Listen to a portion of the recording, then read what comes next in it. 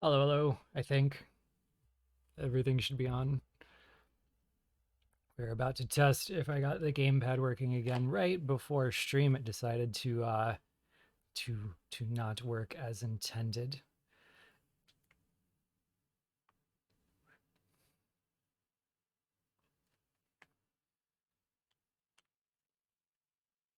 Oh, thank you for the follow, Lilo.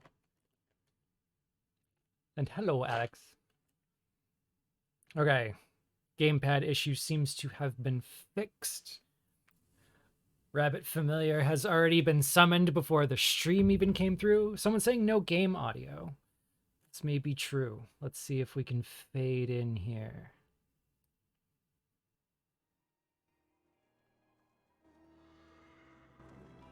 Are we starting to get music?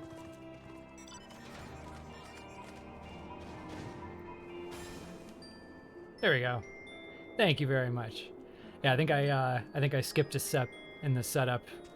What happened was I went to lean over and connect the gamepad, and when you put the USB in, it goes doo doo, and it just didn't do that today, and wouldn't do that, and I wouldn't do anything else. So little pre-stream existential crisis. If we already had a hydrate, starting off right.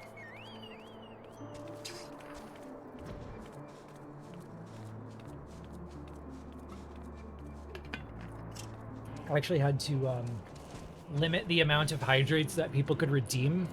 Because when I first set them up, I ended up having to take like 5 bathroom breaks. Okay, I think we should be good. If I remember correctly, the way to get into the raids these days is through more donuts. So that's where we've come. Let's see if I remember correctly.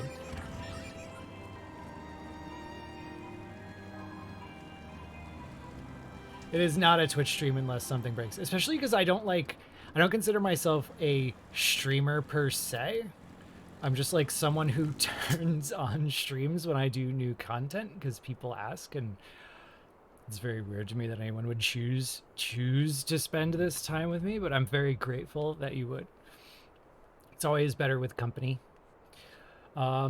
So here we are. We're about to try the new Alliance raid, which is part of the Myths of Eorzea about the 12. And this has been really fun and strange so far. If I remember this correctly, Yoshida himself was saying that they approached this story very loosely at first. And again, if I'm relating this correctly, my understanding of the story as I heard it through one of the interviews that was online was they approached the story very loosely at first because there was no content for the 12, so you could do pretty much anything you wanted, right? It didn't matter. There was very little information that had ever come about for them. They had never really been used for anything, so they could give it to like a newer writer. They could be very free with it. They could do whatever they wanted.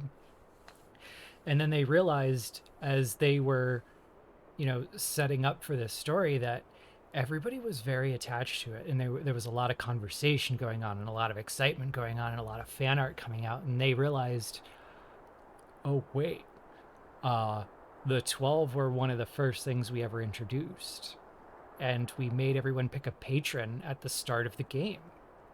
And so even though we've never made any content for them, people really relate to them and think about them a lot. And they realized, oh crap, we have a responsibility to make sure this is a good, satisfying story. And we don't want to let anyone down. So they kind of went back to the drawing board on that aspect and kind of looked over everything again and made sure that they were going to tell a satisfying story that would live up to what people hoped for. And I think that is just so wholesome that I want to find everything that I can to love about this story. And the other aspect of leaning into it so far is like, so far, all that's really happened is we found out that there's a phantom realm where the 12 live, and these are the heavens, and we went up and found like the gateways into the first few heavens, and the 12 were there, and they pretended to be like taking over the world in Heidelin's absence, which was a farce of some kind. And really the only thing that kind of stood out about it to me is that everything looks exactly like we would expect it to, which is wrong. we already know that it's wrong. We already know that that shouldn't be like that. And I think that that's what makes it really interesting, is like even just the presentation of Rhalgr and Birago shows that this is following the rules of what we expect, meaning they have some control over it. And I think that, like, take the statue, for example. If you look at the Charlayan Astrologian cards, the spire looks an awful lot like a misremembered Crystal Tower and Dalamat interaction. And then Rhalgr and Birago, the way that that's set up, Rhalgr looks a lot like Ramu, as we would expect him. And we know Ramu is based on a god of man, so you would assume that there's a connection there. And then you go to Alamigo, and you see that their statue looks nothing like the Astrologian card. And yet we get up on this content into this heaven, and we see that there are bits and pieces of things that look like the Astrologian card. There are bits of things that look like this statue, and everything looks like we would expect. But then, what about the statue in Mahat? Which doesn't look anything like that. And allegedly, that may be Rhalgr too. So it seems to be following some kind of rules of they're doing what we would expect. And he created the statue live in the moment. So I'm not optimistic that we're going to get a lot of like objective, this is how it is. And we've been kind of rolling with it. Very, very few debates, very, very few theories aside from who the 12 could possibly be. That's one big theory that I've been working kind of on and off with everybody. And the only real debate I've seen is Derek Ocean? And what I love about this theory is that the Discord server that I keep for this kind of stuff is very, very polite about spoilers with me. They put everything in nice little spoiler blocks for me. And I can only see little bits and pieces of what they're saying, and I can't really make out any spoilers, which is wonderful. But the fun part of that is that all of the debates that I've seen them having since this content dropped are exactly the same debates that we had already, which means that we're about to probably get nothing or more of the same. And I can't wait to figure out which it is, because it's still just, is Derek Ocean? Or is that Ocean? Oh, hello, I have a party invite already. So, the debate is he Ocean? Or is he Ocean? I don't have a horse in this race.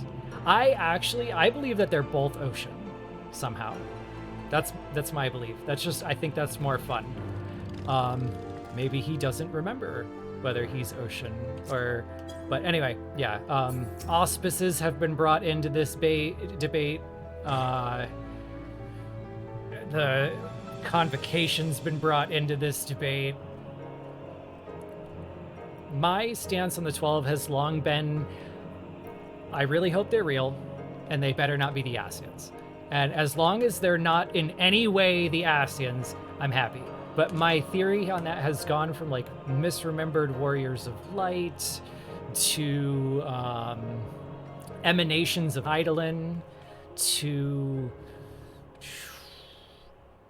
Heidelin's 12 Summoners to Azem came back to town with friends. The big problem is that it's really hard to work out where Azima fits into the mess. If any of those theories are true, how does Azima work? My favorite theory at the moment, I think, is still Vanaz's 12 Friends, because it makes it sort of like a counter-convocation, and I really love the idea of a counter-convocation. And there's no way to subvert all the theories of them being the Asians harder than it being the counter-convocation. So that's where I'm putting it for the sheer fun of it, the sheer absolute fun of it. But that's a little recap of where we've been and what we've thought, which, even though I've been talking a lot, it doesn't feel like there is a lot. It's just really like, who are the 12, and is this guy or his monkey Ocean? So let's set up and see where we go. And I would warn you that these are, I'm going to start putting this in all of the videos at the start. These are very rough thoughts. These are very rough cuts. These are live, impulsive reactions. And when it comes to me, they're usually very whimsical and not very high quality lore reactions at first, too. So keep in mind that you're not going to see much groundbreaking lore theory development here. That's going to come over the next 3 weeks where I start doing translations and looking into the scripts and just trying to correlate data.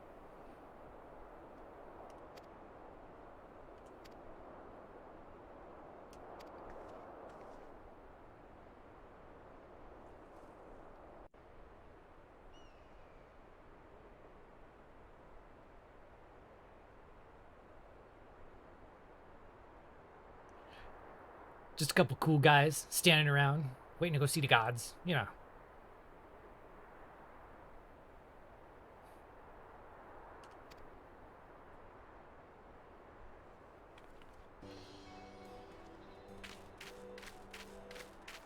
Graha, please.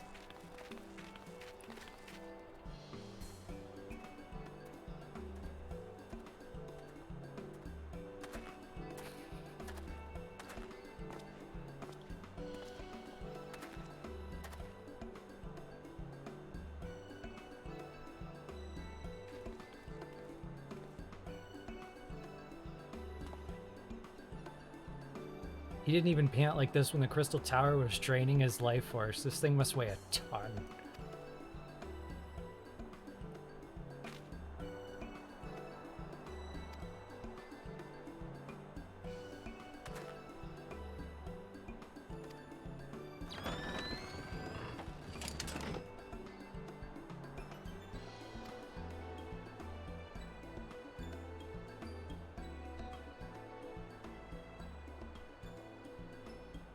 This provides detailed data of the environment, which we can study at our leisure. So it's like a computer version of their old goggles.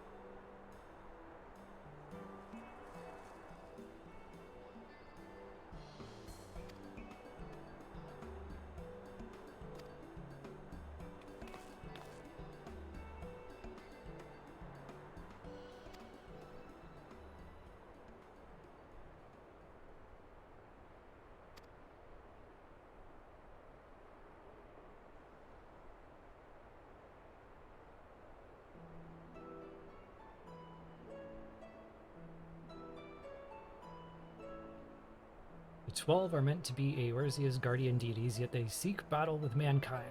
What could it possibly be that motivates them?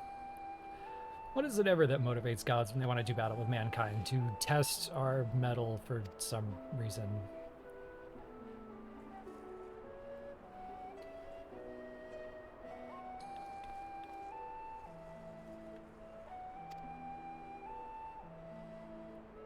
Imagine it's not a coincidence that this happened now.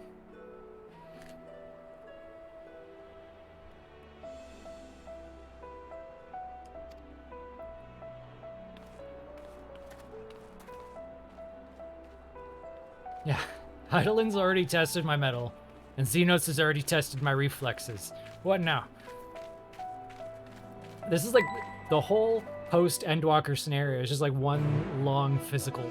You're just getting one long test after another.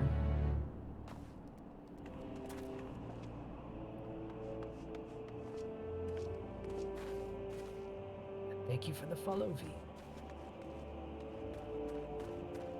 Alright, off we go.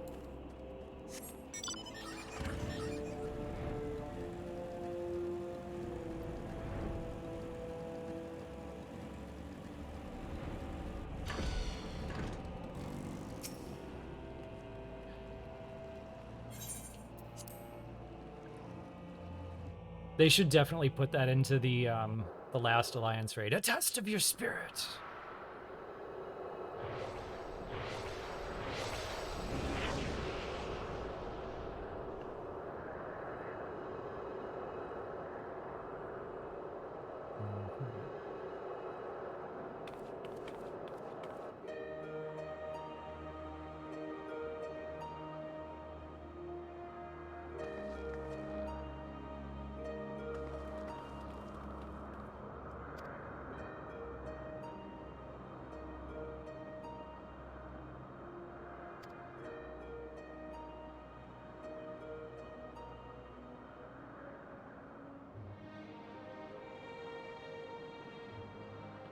This is the second time that he's mentioned that it's like on loan and he hopes everything is okay.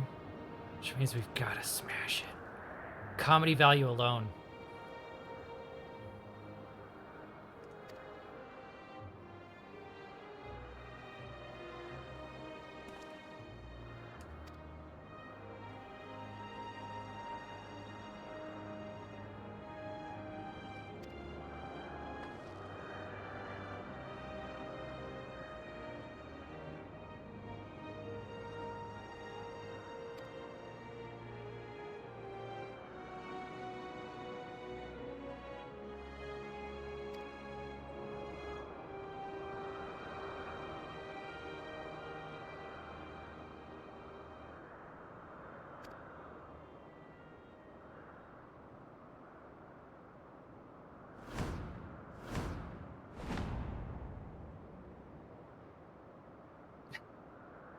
A huge discovery.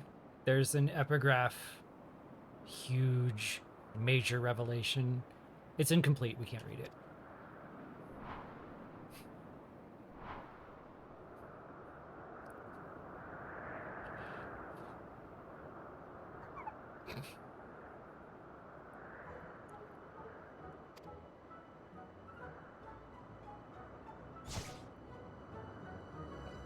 This is really good comic relief for a story that's already like so high and mighty because it's about the gods.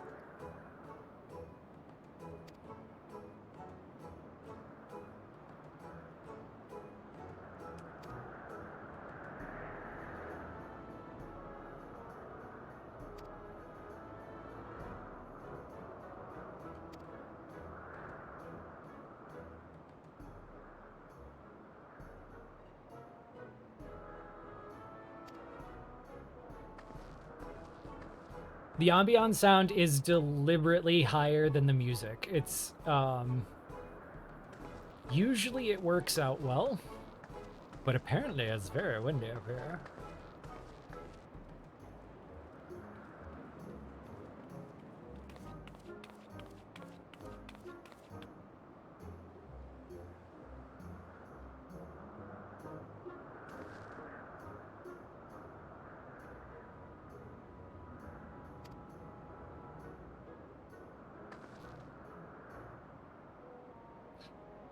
Rockle says the wind is a Derek reference. I'm adopting that as a headcanon. This is just one more hint about Ocean. Open Moon Tui.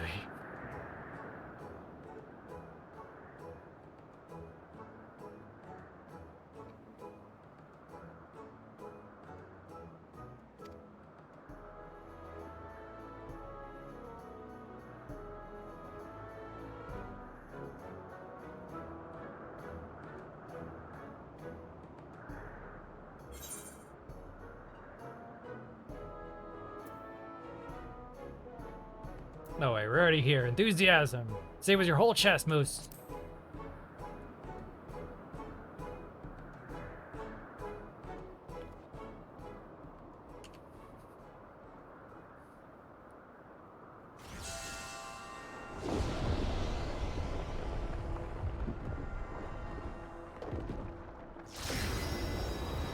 This place has just got to be rolling with whatever we say.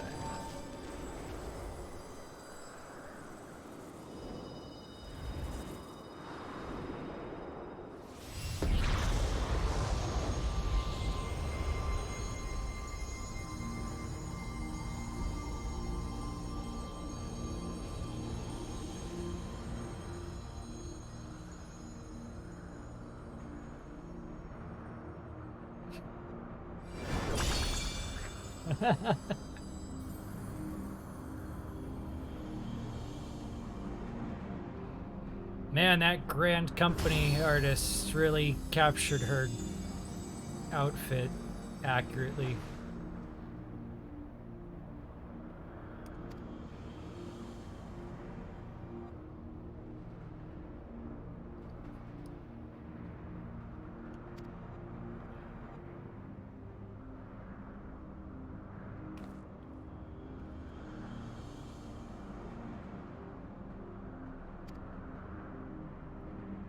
This design is easily one of my favorite things about this entire story.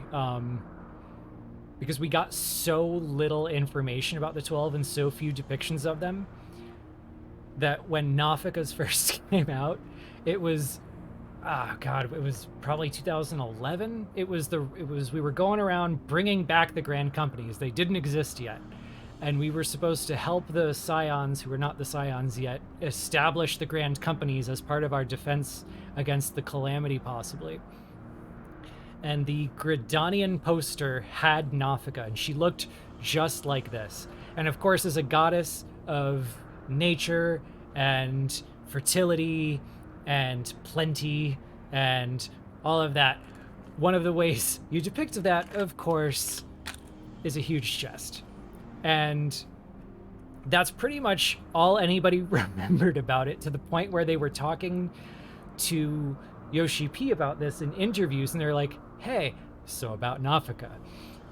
And this is one of those times where, like, the lore, the memes, the art, everything kind of comes together in a way that it just makes everybody really happy to meme on it. To the point where even the most, like, shy progressive accounts that I follow were like, Nafika's big naturals, let's go! So, cheers to the team for indulging our memery.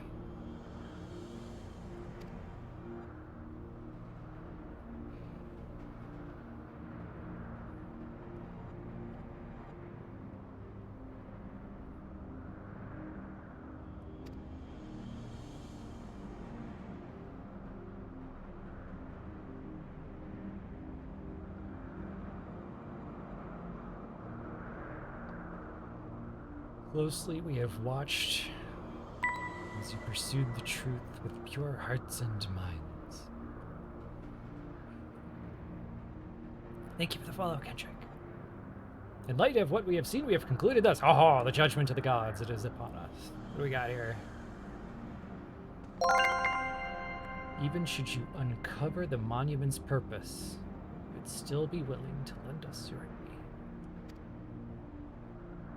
Thanks for the sub, Hez.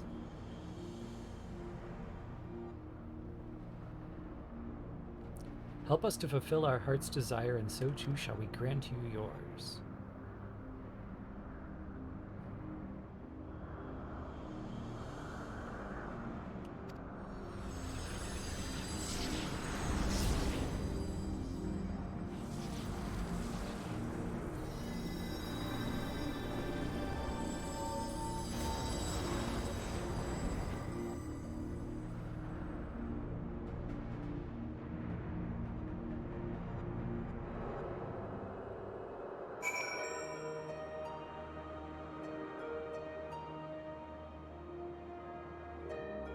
So this is, we did lightning and fire before.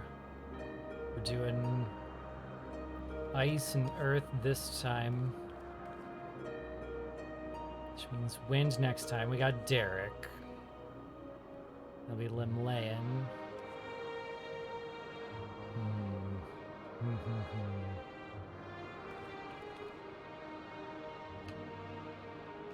And the water crew. Do we have enough of the 12 unknown yet that there could be, like, an equal opportunity objectification hot guys in the last raid?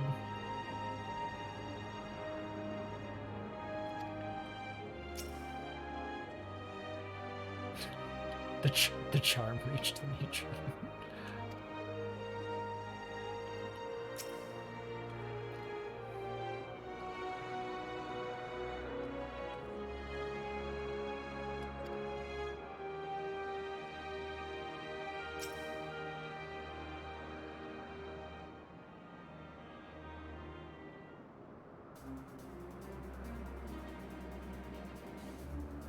No, I'm all for it. There are 12 gods, which means you got a lot of options, which means you just find something hot for everybody. They're gods. Get it all in there.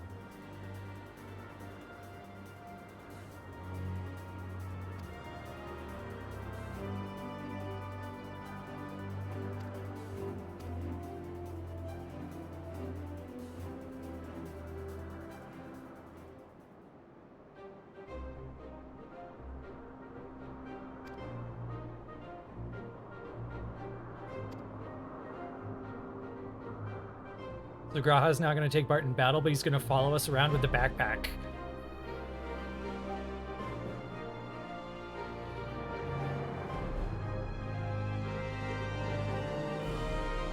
I like to imagine Graha's just like too excitable to keep his mouth shut, so if this records it live like a video camera, they're going to have to deal with his like wrestling commentary.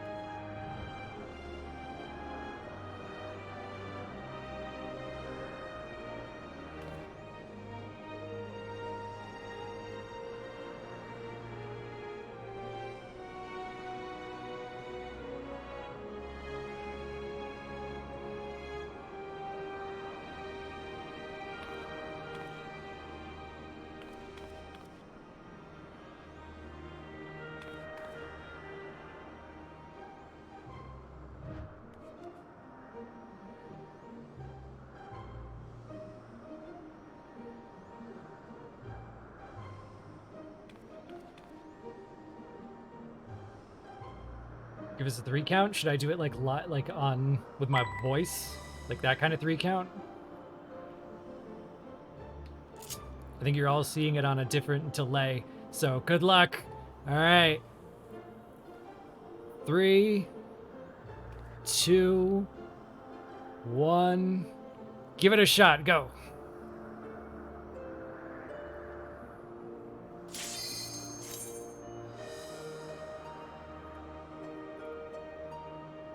I think they tried to coordinate to get all 3 to go at the same time, which means we might end up with like 8 to 16 friends and then a bunch of confused strangers.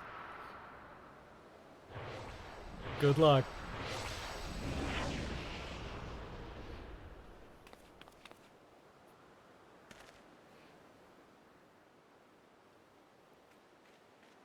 What? A village?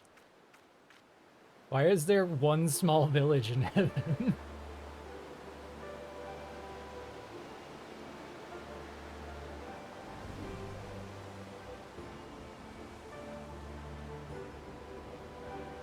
At last the time has come.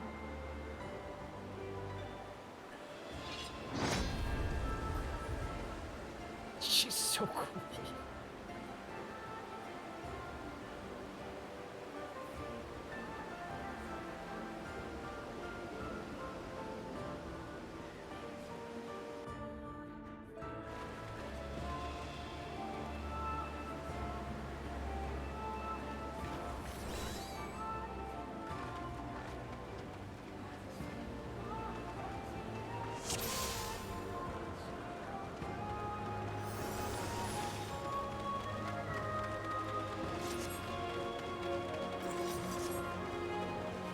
As always, I'm just so sorry if I die a lot. Mechanics are like hit or miss. I either pick them up very quickly or entirely too late. Prove to me life's resolve. Whoa, what is this? What is this song? I love this. Is this a freaking barn dance? No true abundance.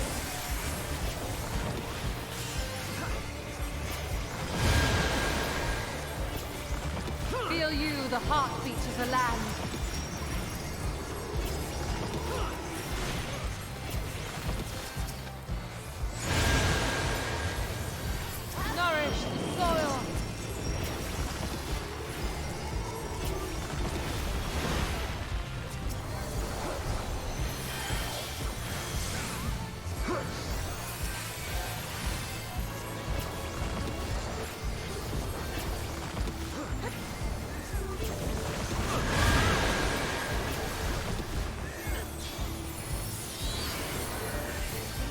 harvest.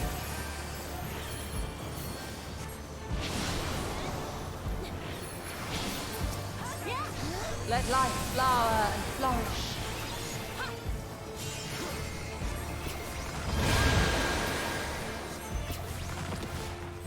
I don't know if you can call it a leitmotif, but it's like one of the core melodies, but this remix is excellent.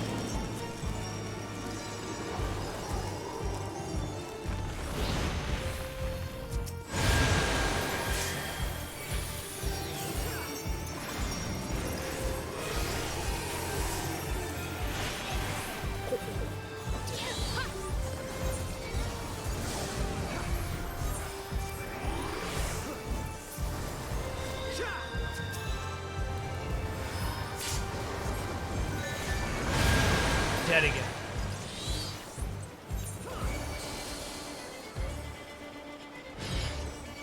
Mine is the breath of the earth. Wait a couple of seconds on that.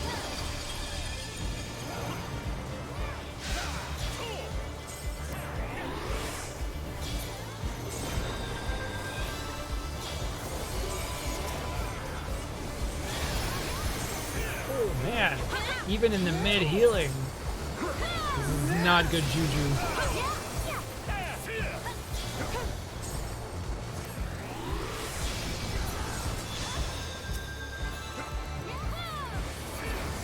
More Adlo, more Adlo. My heart rejoices for our union.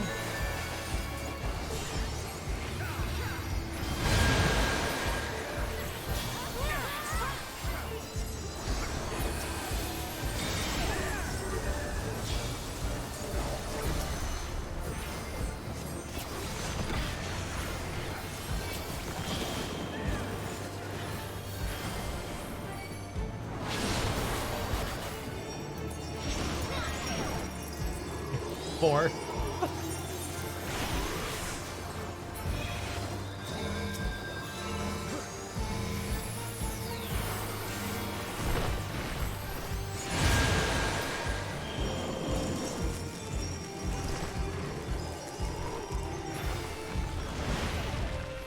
Five. Wow.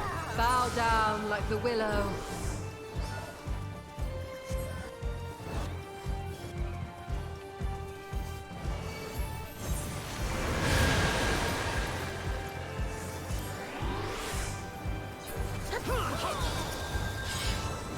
Beyond adversity lies strength.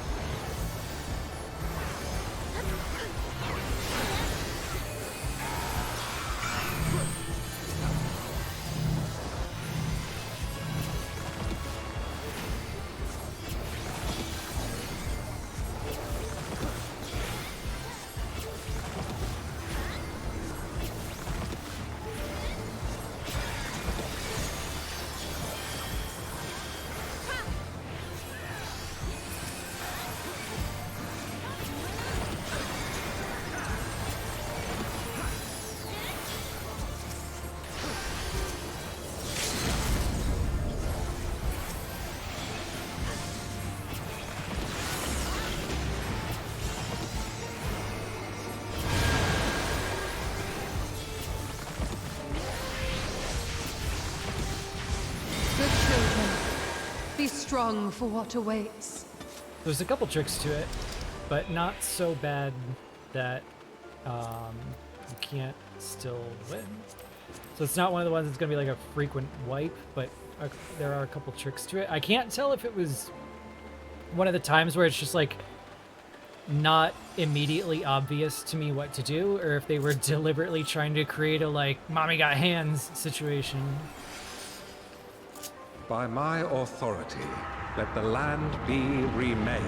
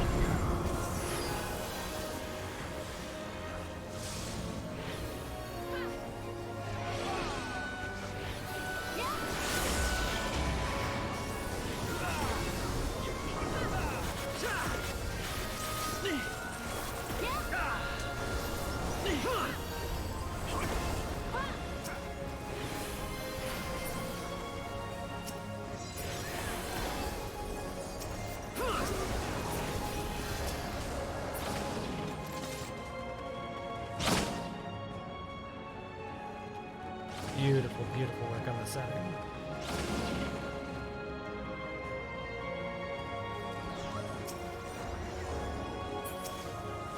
They've done a really good job making all of the weapons look exactly like what you'd expect, but still just like beautiful in a way that you wouldn't be able to predict. This is really, really good set design.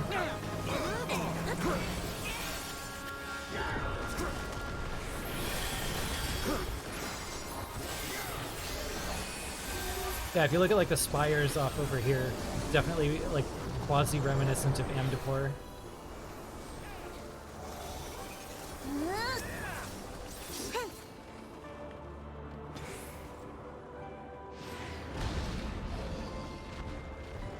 Oh, hello, behemoth.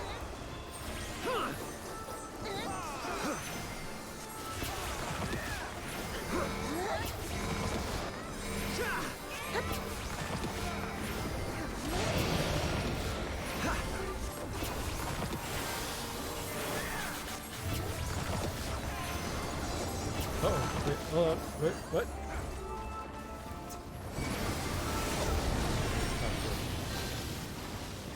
Don't have to hide behind it anymore. Look how far we've come. Don't need meteors anymore.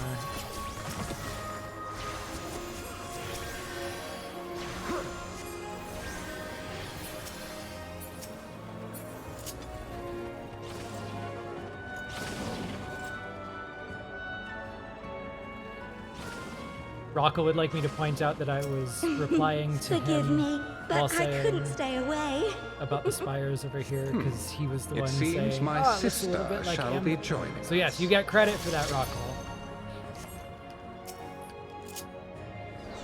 Hey, wait a minute. What are you doing here? You're not supposed to be here.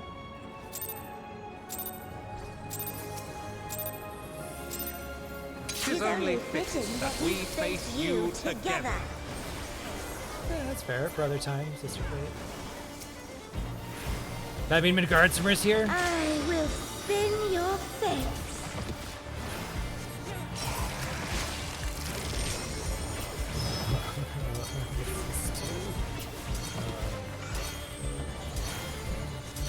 Stars. Look at this. I don't understand. Oh, I don't understand.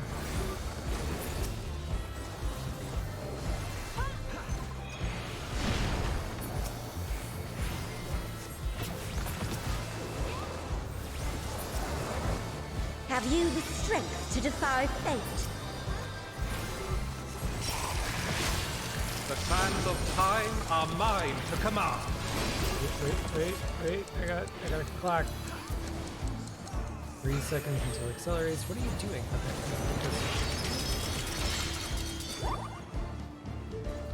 Okay. Yeah? Okay. Seems to have done something.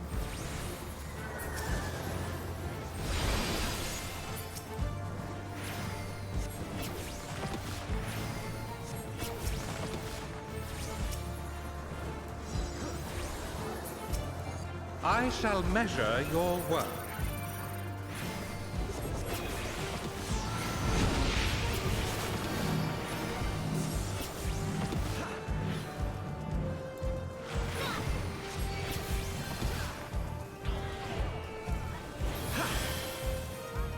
Surrender. to my power.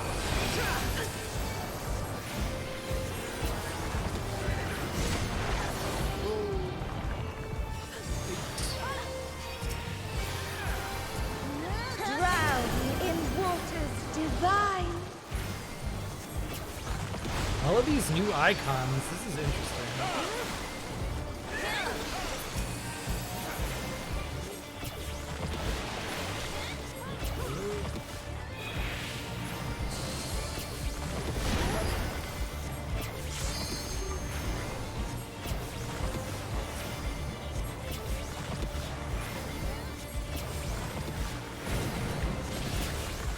Pray to the stars on high.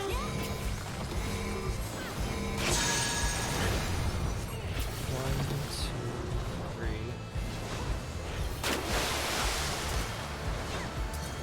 Do I want to be near the one or far away from it? Oop. Did not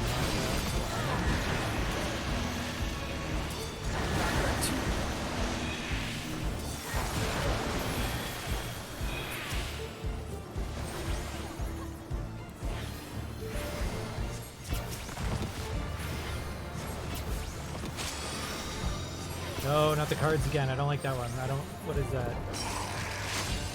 Okay. Got a upside down green. What does upside down and green mean?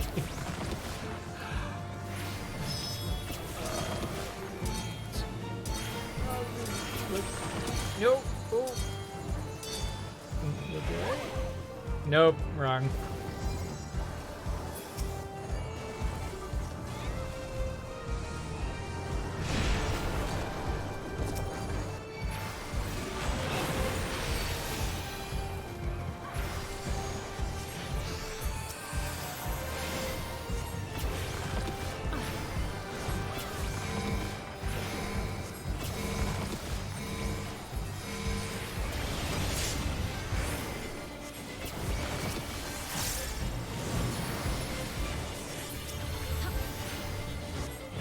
So far what I'm learning is I just do it the opposite way as I did it the first time, and everything will be fine. Marches to my will.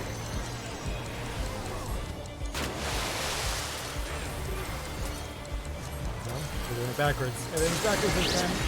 3, 2.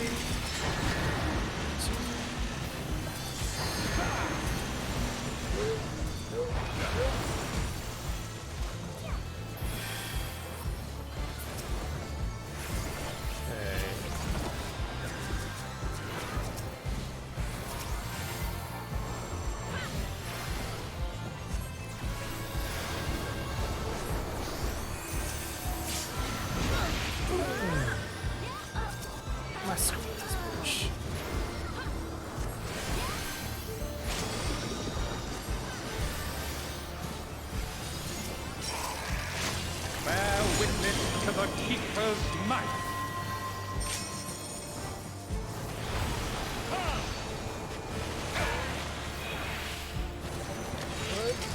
No, no, I don't want it. Oh.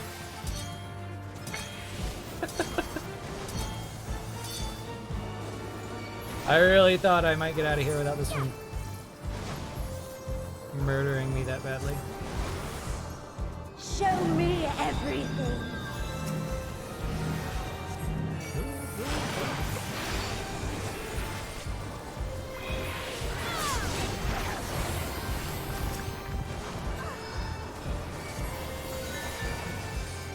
Let burn your fleeting life.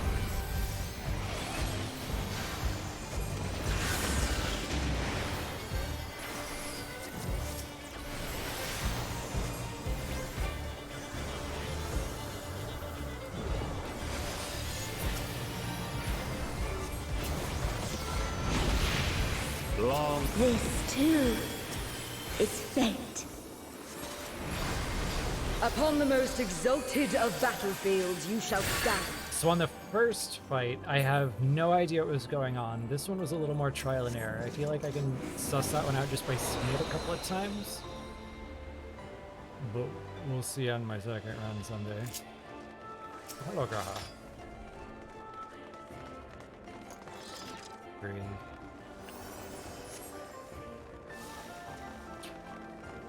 the moons being so close is a nice touch, because I feel like after all we've been through in this game, it's hard to make like just blank ice interesting.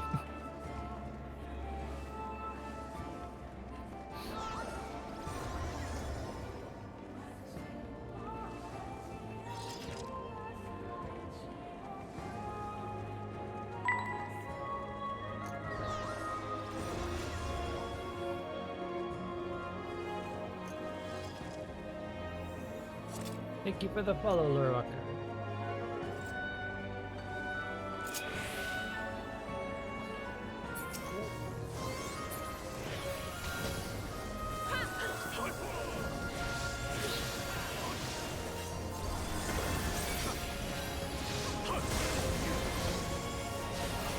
One thing that's like a little awkward about waiting until the end of the week to do this content is that I feel a little more guilty than I used to. Coming in totally blind, because on day one, like, why wouldn't we be totally blind? There's no reason not to be, but now there's definitely a Reddit thread I could have read or something, but I didn't, because I like being totally blind.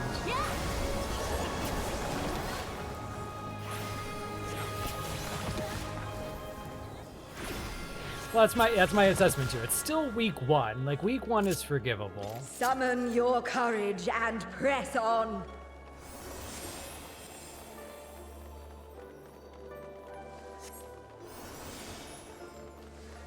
That's cool. We've got like the Ishgard style statues. Very cool.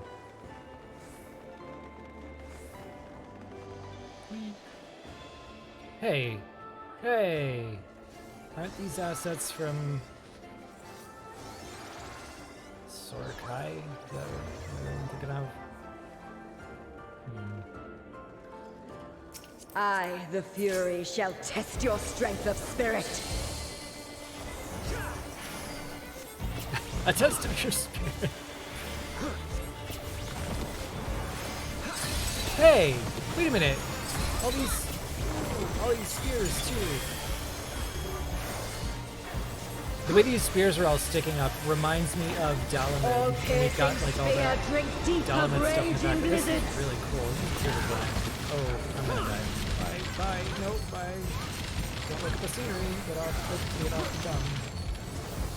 For glory, you must be prepared to render your all. Oh, first down. Lesson learned. Stop looking at the scenery. Start looking at the mechanics.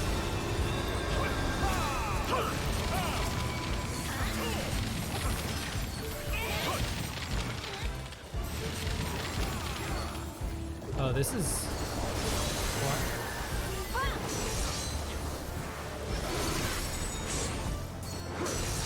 It's not really happening yet. Got it.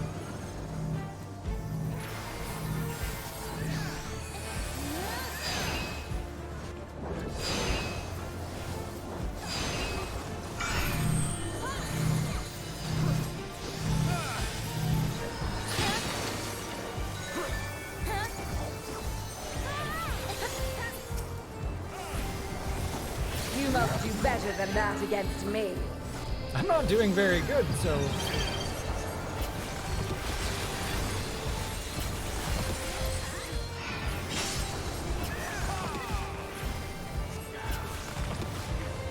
I like when the battle language doesn't match what I'm doing.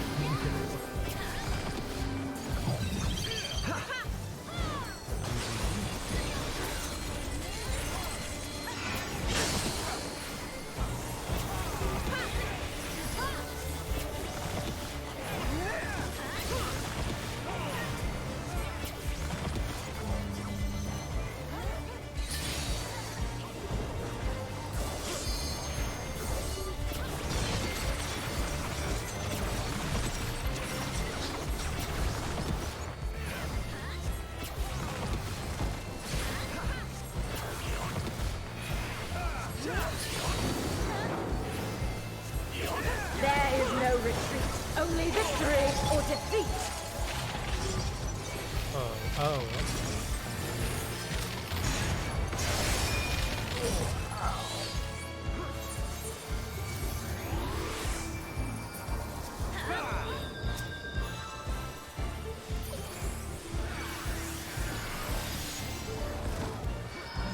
Victory must be seized with one's own hands.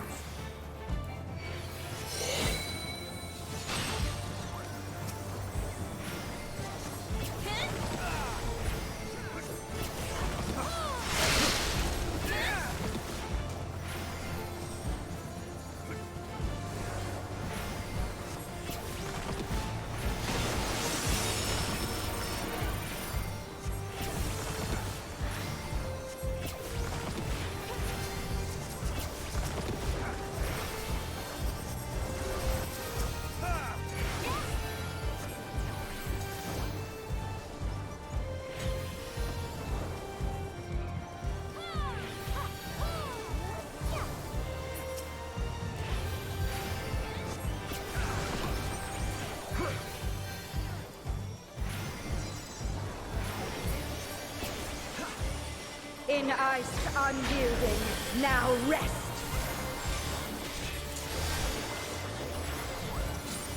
Mine is the Egypt.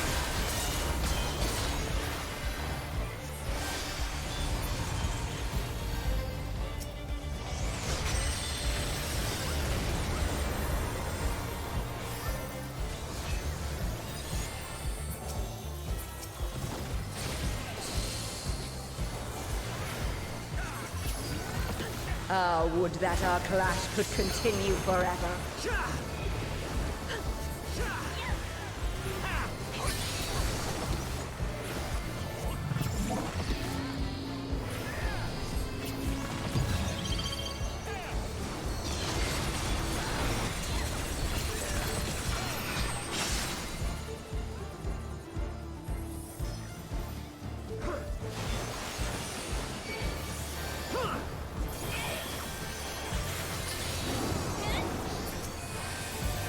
There is no retreat, only victory or defeat.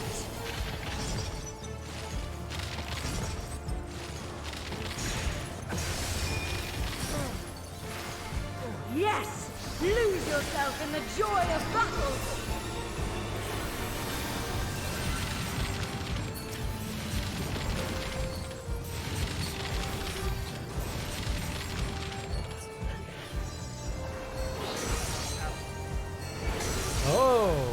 That's how that one works. That's the one that I've been trying to figure out. That's the only one that I haven't thought was pretty easy so far, and I'm still not entirely sure I get it. Does it like telegraph 3, and then the real attack is the other 3? Oh, I don't want to stand in that yet. Not yet.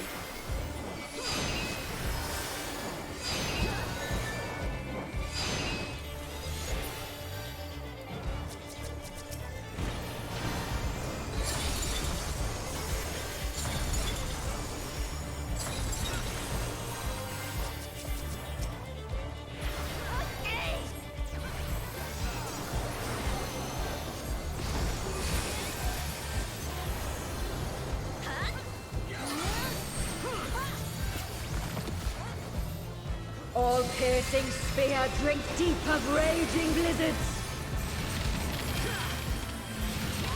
Oh god. Oh god.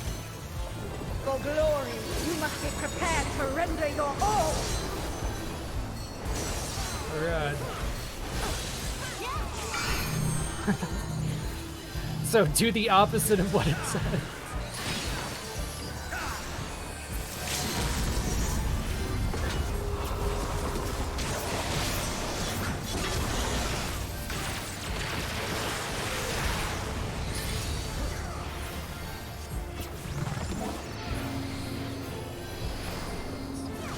You must do better than that against me.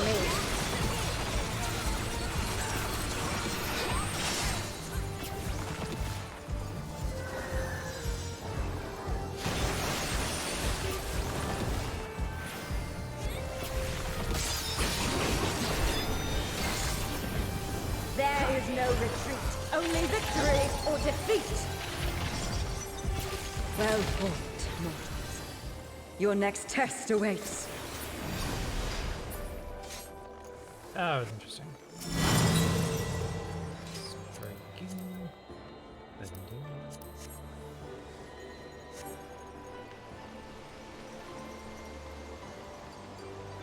I need to die 3 more times to make it thematic. Let's see what I can do.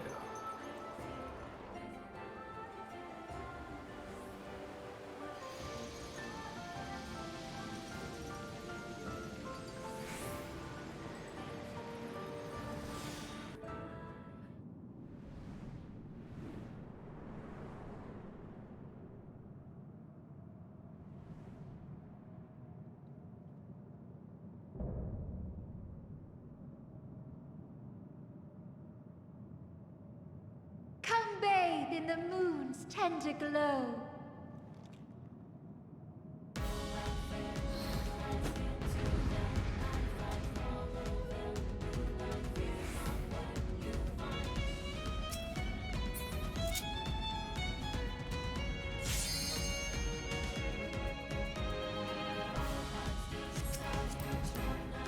Sounds like a Spice Girls bop. Ice Girls.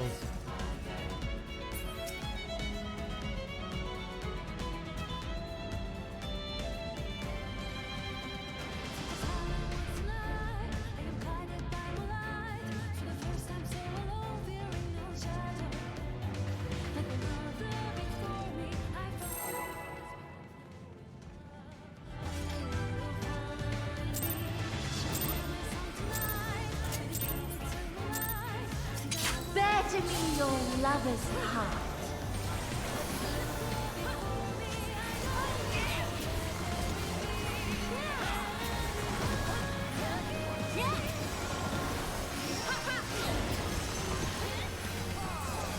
Behold my power!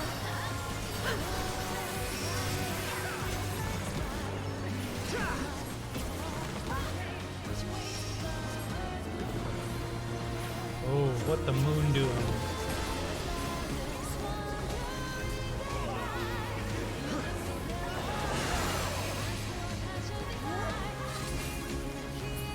Lest you worry, 'tis naught I cannot handle.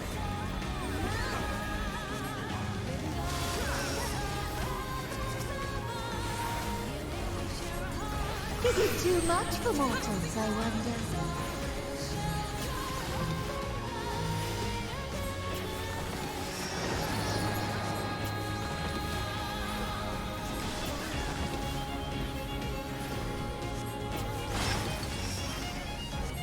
Prepare yourselves.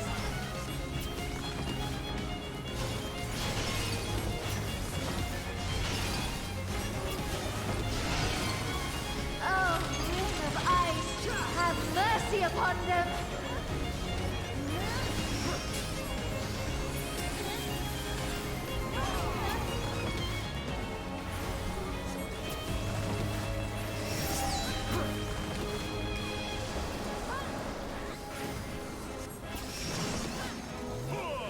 What?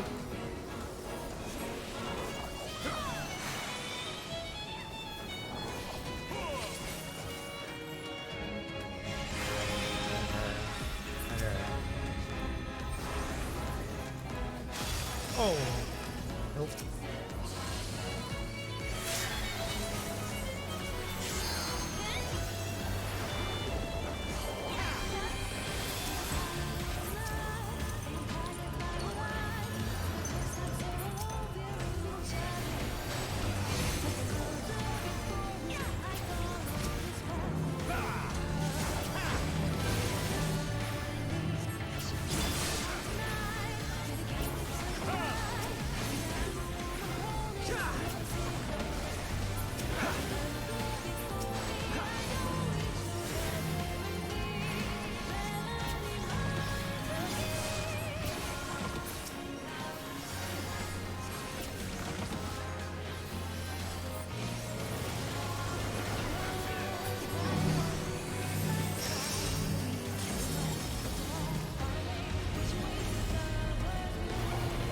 Love moves me to act.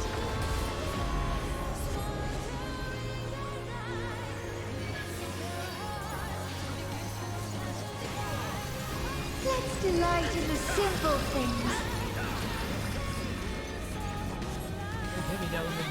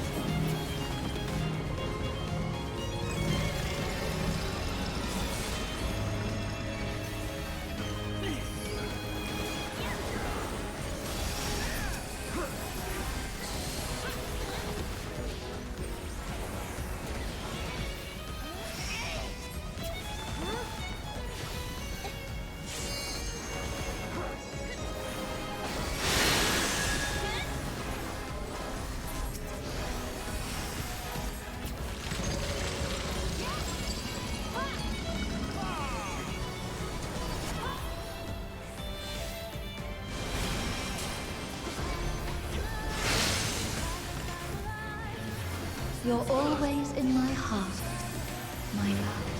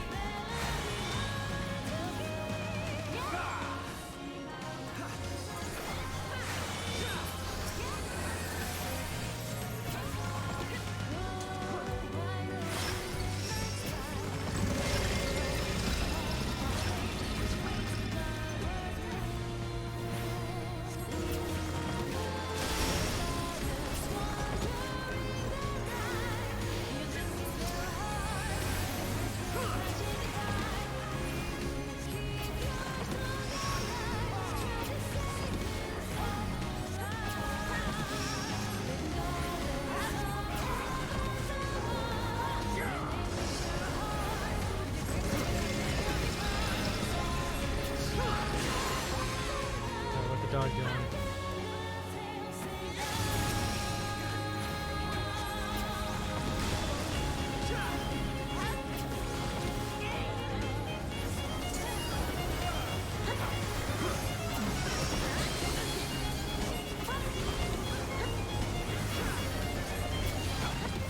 Pray accept this, my darlings.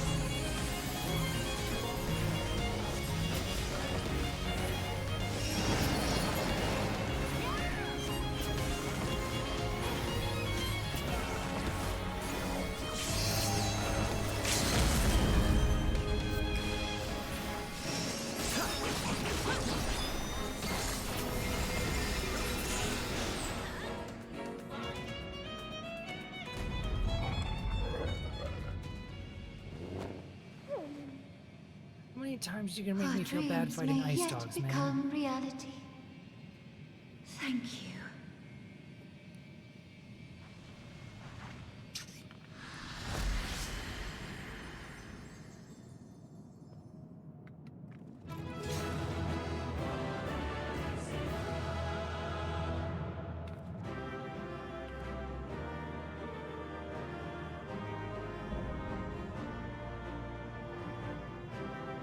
I managed to not hit double-digit death.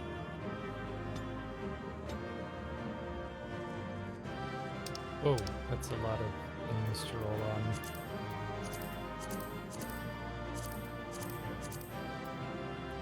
Scouting, pass, aiming, pass, striking, pass, casting. What's it look like?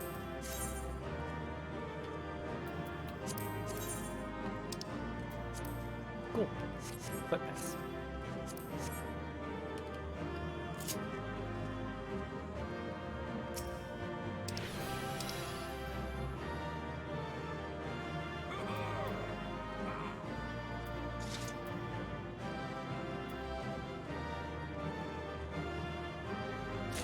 I want a card.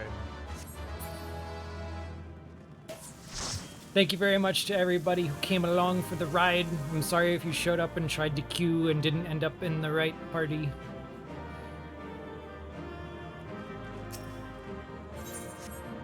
Gra. He looks like he's seen some shit.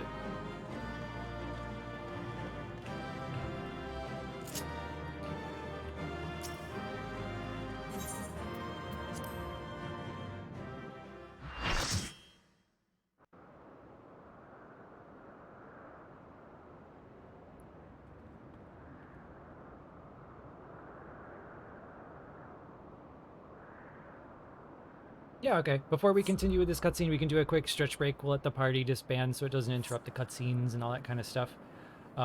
Stretch, grab a drink, use the restroom, whatever you gotta do. We'll reconvene here in like 3 minutes. And we will go over the new lore as we come out. Did another hydrate come in? I thought I fulfilled that one, just in case. Since we're going on break anyway, I can refill my water bottle. I would rather double fulfill. Okay, I'll see you in 3 minutes.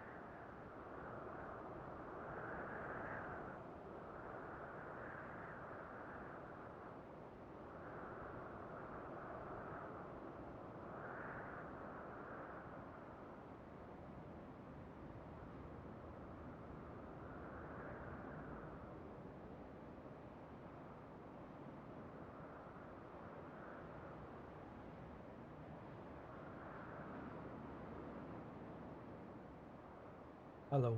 Welcome back. So, one of the things that I like to do is to imagine, like, what if you could take the truth as you learn it and send it back to yourself at a different stage of the game? Would you even believe what you're hearing as you tried to spoil yourself? And this is one of the times that I really like thinking about that.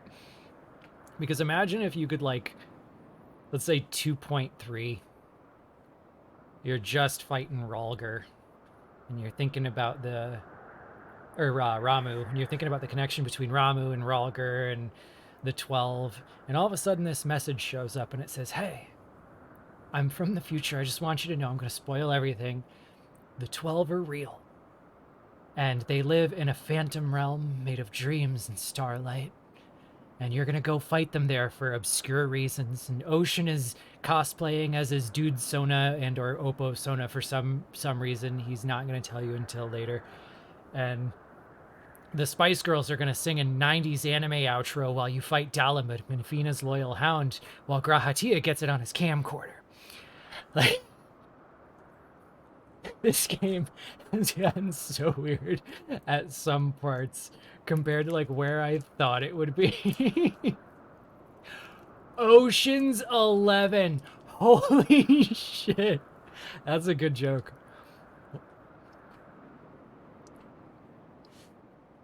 Yeah, this is weird. This is weird in a fun way, though, because one thing Yoshida was right about is that the stakes are high for satisfying the fan base in terms of, like, the 12 just being something that they're happy with. But there isn't a lot of structure that you need to be beholden to when you're designing it. So as long as they stick the landing, it's not going to matter much. The only thing I think that's been a missed chance so far is that the 12 were supposed to be served by the Mughals. And I think it would be awesome if there was, like, a reunion taking place between the 12 and the Mughals here, where they validate that lore was just true all along.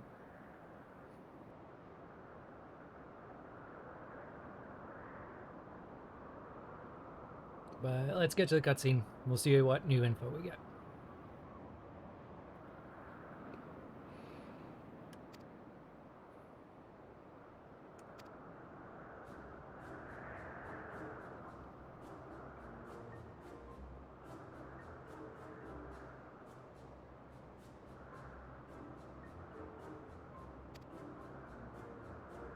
No, don't look at the machine. No, don't toy around with it. No, don't do it. Don't touch it.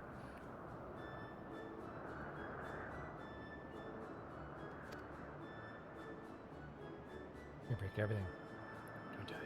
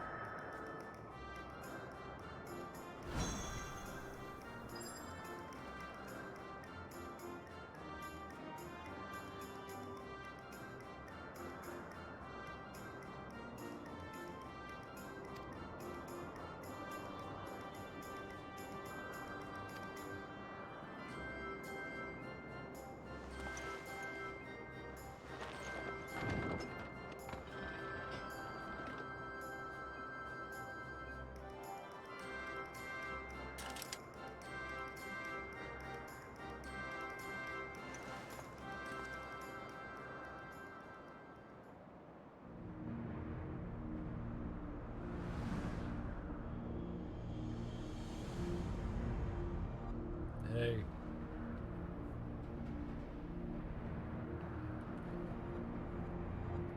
You have our gratitude for bringing us closer to our dream.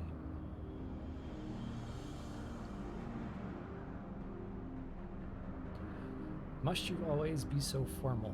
Although he has trouble expressing it, I assure you my brother is absolutely giddy with joy.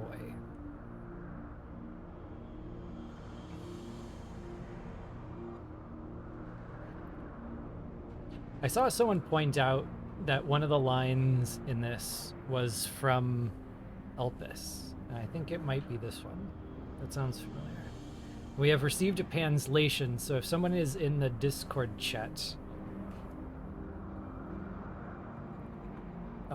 make sure to write that down. And yes, someone is pointing out that we seem to be missing a secret rabbit secret agent, special agent Ethan Bunt.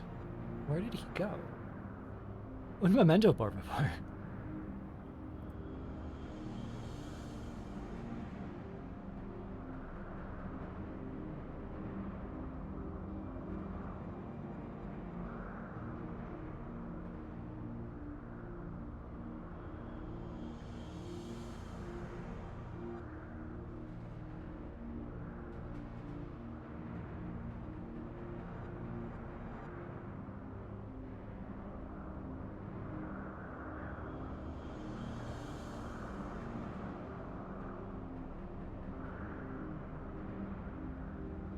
Okay, nobody panic. He's okay.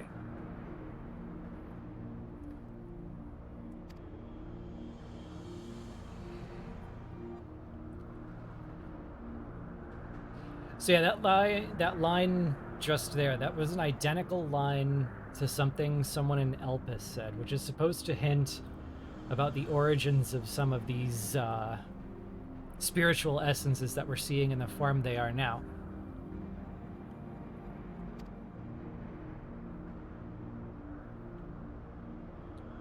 I will accept ancients. Just please don't be damn Askins.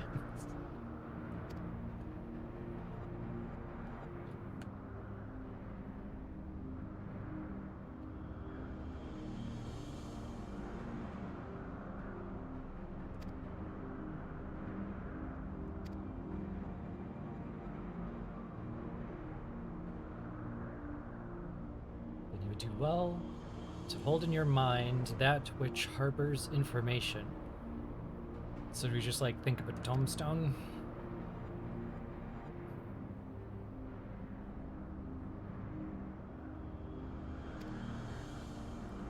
Your assistance is required to give them form. Worry not. Appearance has no effect on function. Just try to imagine that which in your minds is used to hold information. Tombstone.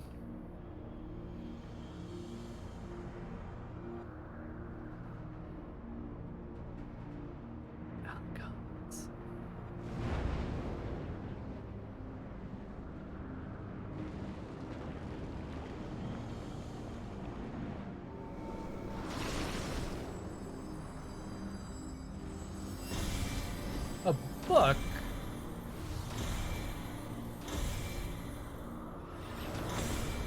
Yes! Okay. Was about to say.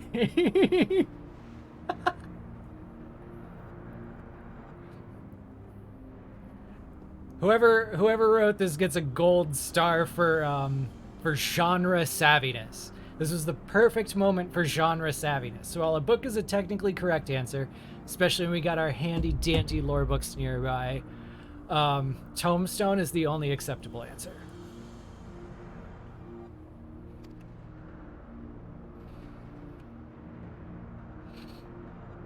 Excellent moment for lore savviness. Good job, writers.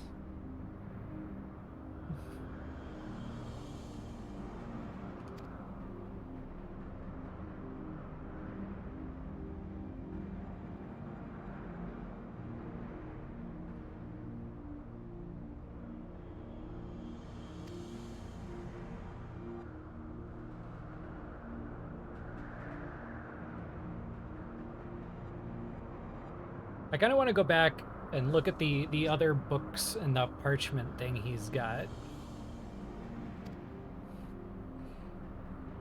Oh, everybody put him away. Crap.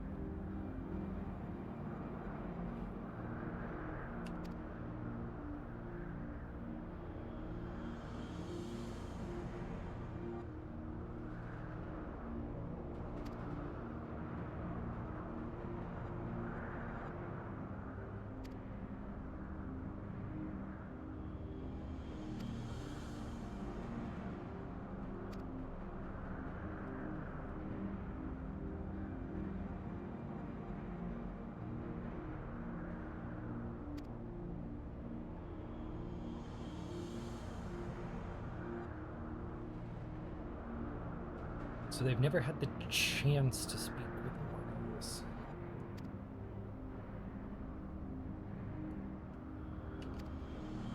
Never?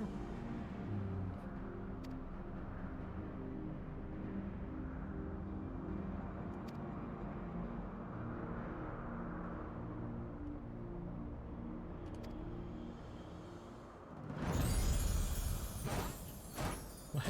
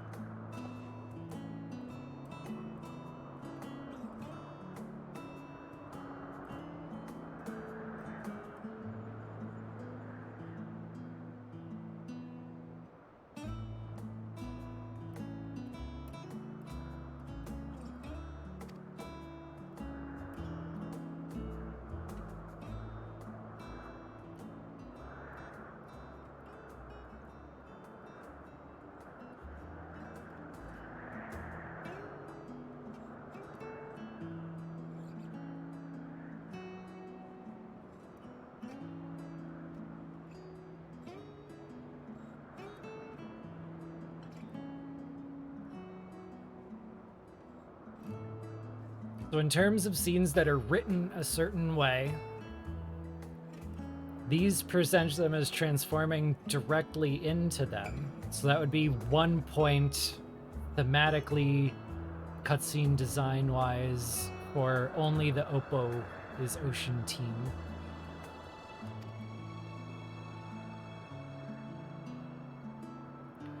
Ooh, Mordorno and Quartz for us.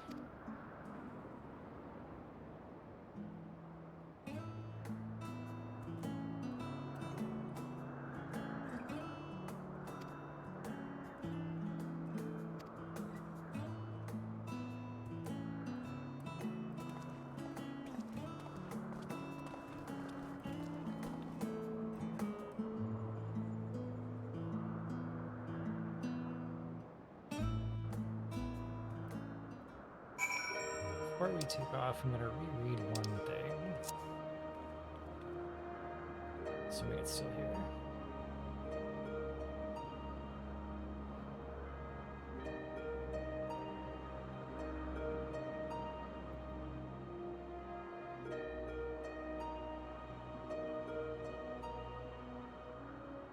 Yeah, this is a very weird thing right here. Across Eorzea lie eternal stones that hold the information required to complete the words of the monument. By holding an instrument out to the stone, it will take that information unto itself. We scattered these stones across the realm that mortals would not uncover our secrets. Of late, however, would seem you have found alternative uses for them as objects of worship. And these are supposed to be the marks of the 12. Yeah, you don't even need to buy it in grapes. I'm throwing that one into the translation bin. Because something is very off there. Not necessarily like lore break, but something that would require more information to make complete sense. Because there are 12 stones around the realm. And those stones do have the symbols of the 12 on them, but Louisoix carved those symbols. He said so. He admitted it. He said it to your face. Carved by mine own hand. These are the symbols that we prayed to create the big swords in the opening cutscene, the big spears that held Dalamud in place during Louisoix's attempted and failed ritual. You can see kind of like the light fly out of them in the opening cutscene when everybody's praying at them. But we actually went on a journey and prayed to all of them in the game. And when you prayed at the one that was your patron, you got a ring. And I think I still have mine kicking around. Yep, Naldal's ring. So my patron is Naldal, and that's the ring I got when I did the praying quest. Now the weird thing is that like if the 12 made these stones, how did Louisoix know that they were the 12 stones? Did he just like magically guess correctly? And how weird is it that they think that those are supposed to be hidden stones that we would never figure out had anything to do with the gods? And not only did Louisoix figure this out, but somehow Naldal's secret stone to hide information about Naldal accidentally became part of a statue of Naldal. Weird.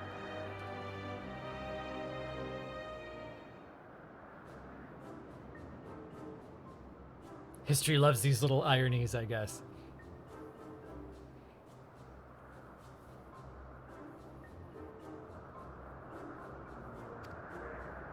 Yeah, Nald and Thald have separate stones, if I remember right. Can you still visit both of them? I don't remember. Why is this, of all things, slipping my mind?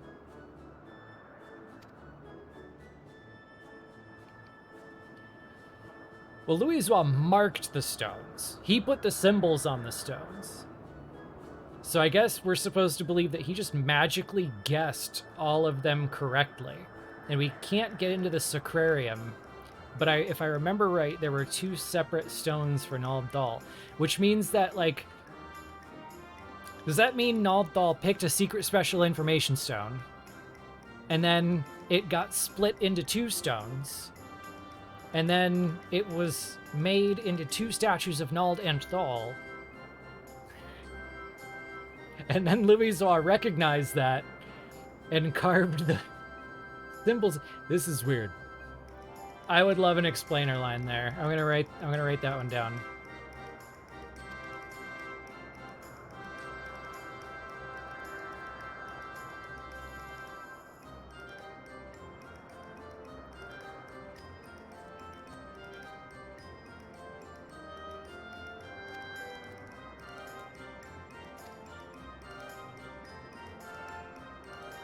Like, early on, this game really embraced the idea that there are coincidences that happen, there are things that line up, there are things that don't, but that a lot of things are ultimately wrong, and meaning we make of them and have no special, significance. And now that's all getting thrown by the wayside. Everything has coincidence. Everything is clean and neat and tidy.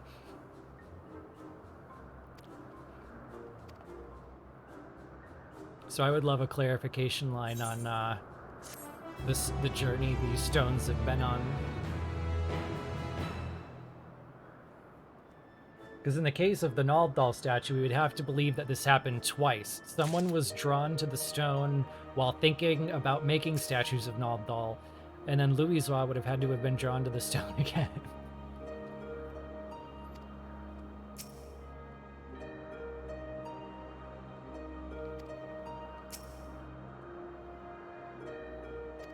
Oh yeah, this isn't... not suspicious at all. Alone, Menfina. A baby Oppo Oppo. Speak lies.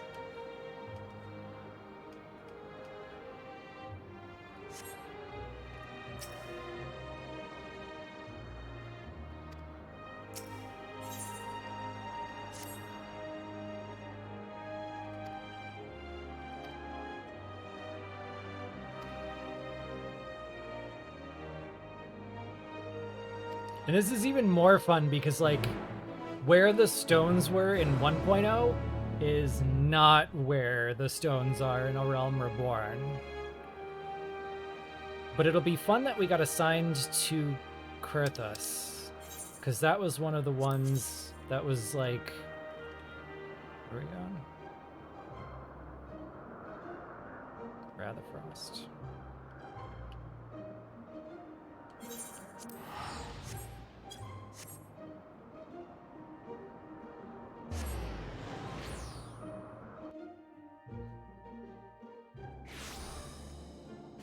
Highlighted message, do you think Koji is coaching Kate for your inevitable crossing?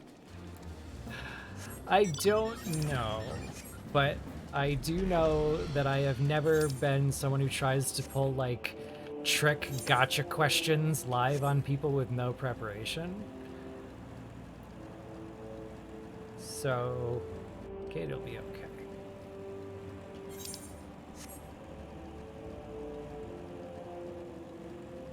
I do sometimes worry about that, though, because Koji and I are, like, very accidentally on similar vibes when it comes to talking about this kind of stuff. And I imagine if, like, you pair me up with the wrong person to talk lore, they would just be like, who is this freaking guy?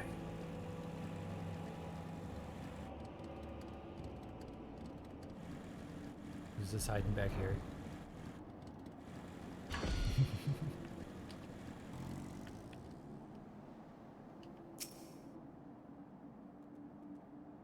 This is indeed the place.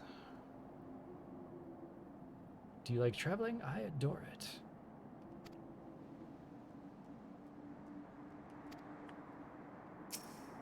Baby Oppo Oppo. Ook. A likely story.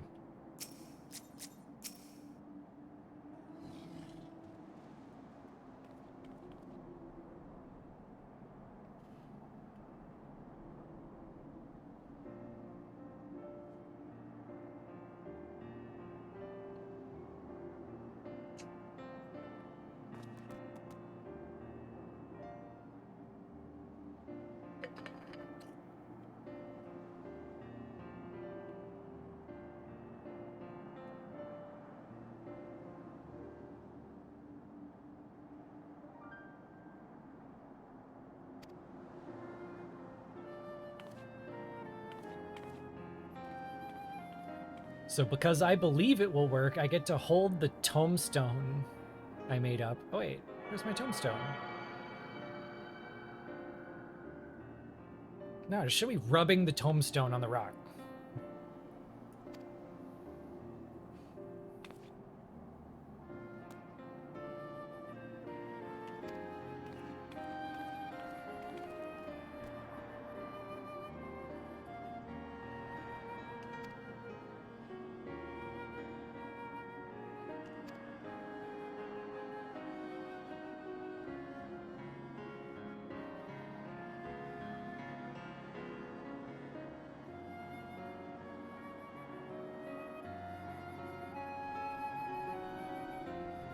Was the love that men bear for us, and we for the star that compelled us to create the monument and these stones. And though men do not know the truth of the stones, they offer them prayer. Y'all are just like robbing Louis of his legacy right here. Come on, Helone, you're better than that.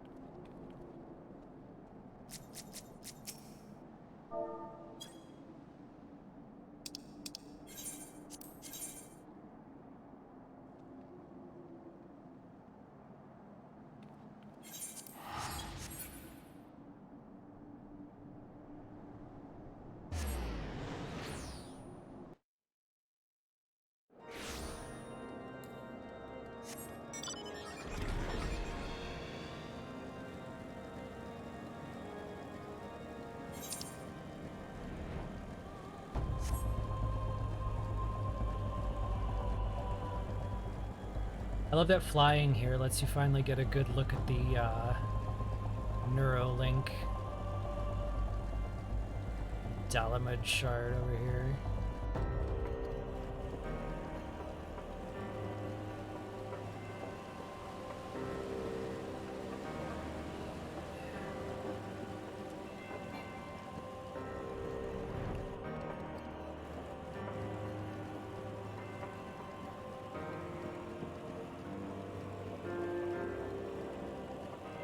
And then Boulder Downs, which I get mad at every time I see it to this day. I get mad when I see this. Look how cool and conspicuous this place is. This is so obviously something cool and important and useful, and there's a door that leads down into it, and what is it? It's nothing. It's nothing. You will never go in there.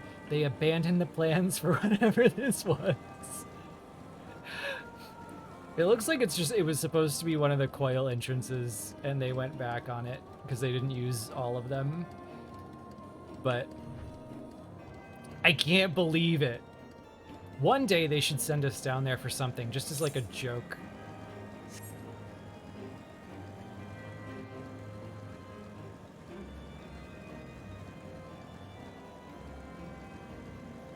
There's the one in Mordona too, so I think like they had us hopping around and like they just didn't end up going the route they thought they did with the design for it. And then Castrum Aquilonis back there. Which, another weird thing about the geography here that we had to figure out. Wait, I'm flying over crap.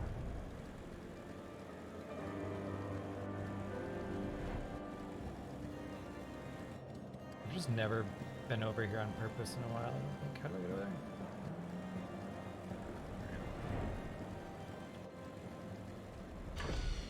Right, this place. I haven't come here on purpose since like level 50. This is the one they had to change, isn't it?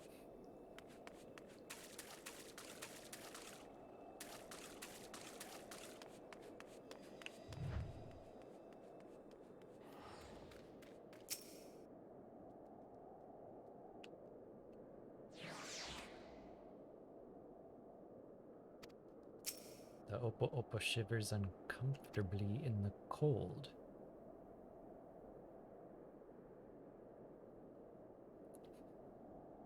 Ice beats what? This is the only place the Oppo Oppo has expressed discomfort, right?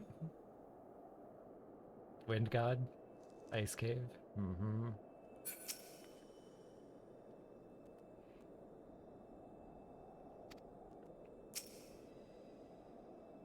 For those asking in chat, the when they did the new assets, a couple of the stones were backwards, and they had to fix them. I think it might even have been Rockle who made them fix them.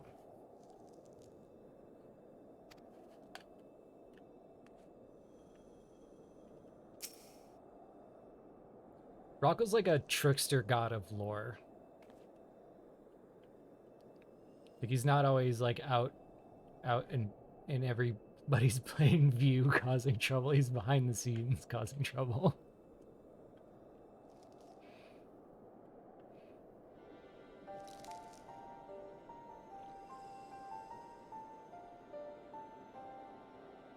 I think this was Menfina at first.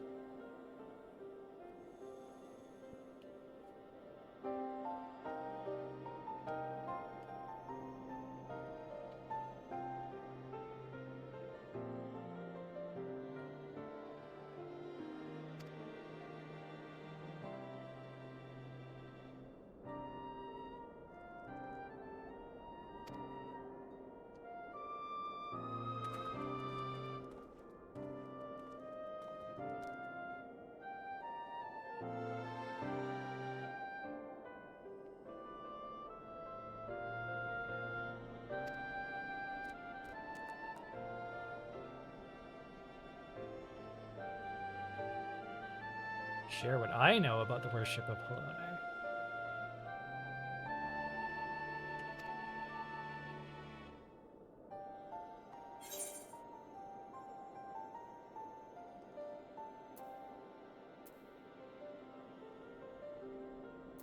Tell me your opinion on this.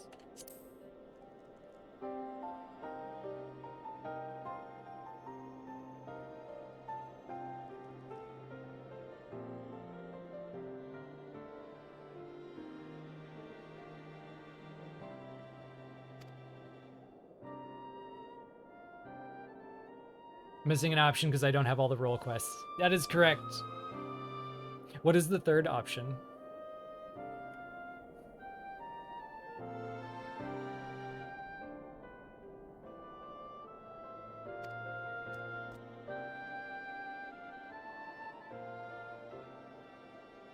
Yeah, I don't have a level 90 in every role yet, so I'm missing role quests.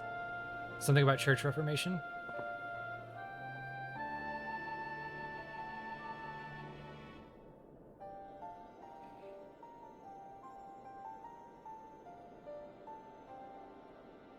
Aw.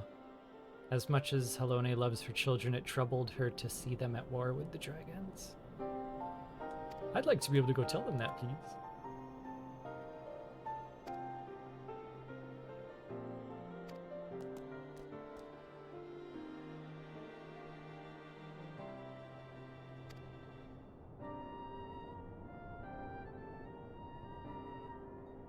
By your prayers, our forms are become that which they need to be.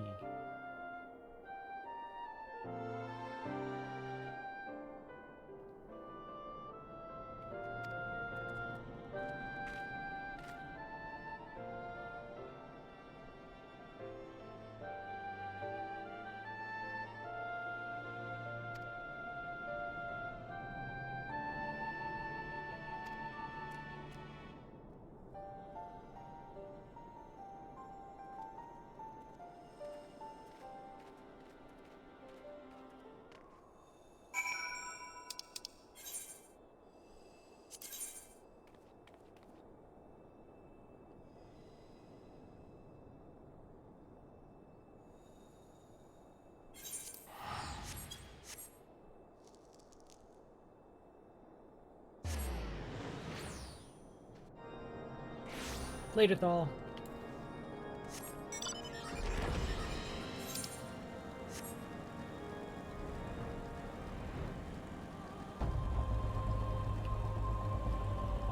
I remember this stone was always my favorite, even back in 1.0, because it looked like each city had a patron, and then there was a fallen city with another patron nearby, and I always wanted to know what the fallen city around here was. But that may not even be true nowadays.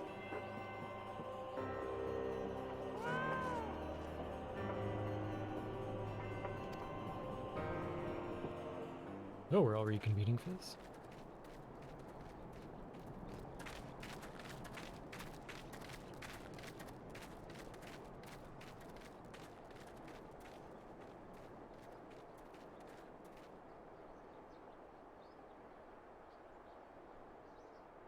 No way.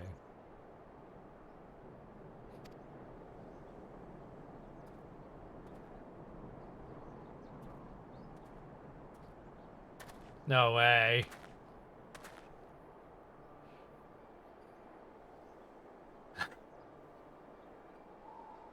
Lambs of Dalamud?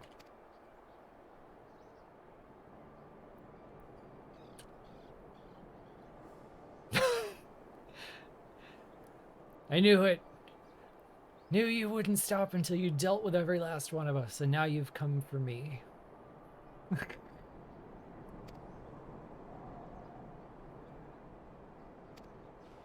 Awesome. This is one of the places that the cult was back in the day.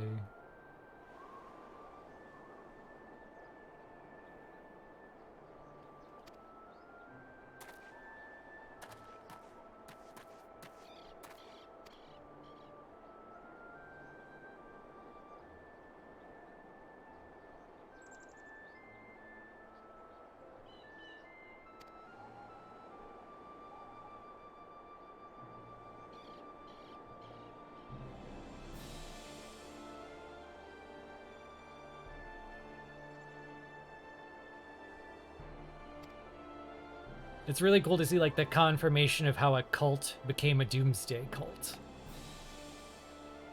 Because Eorzea is full of cults, hundreds of them. We just don't see them very much.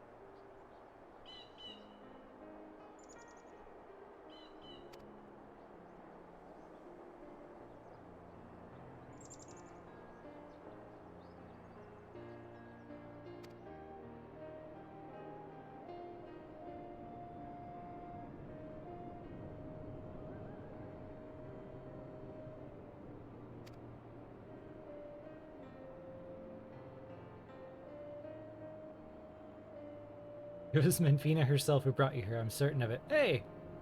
Not bad. You got one thing right.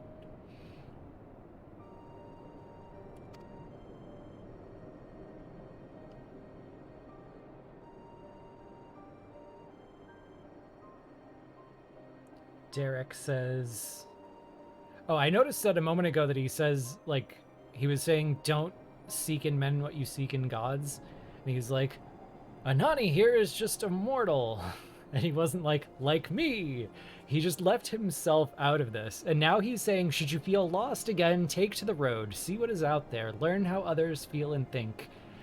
You are bound to find your way. So Derek's advice is to wander.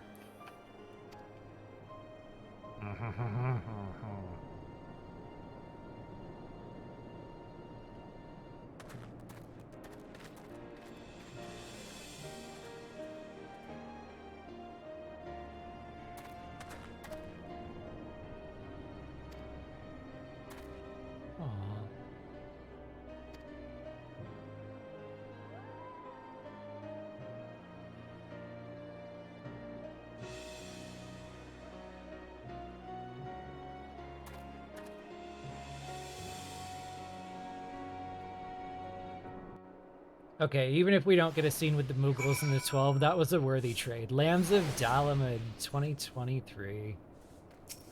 That was good. That was really good.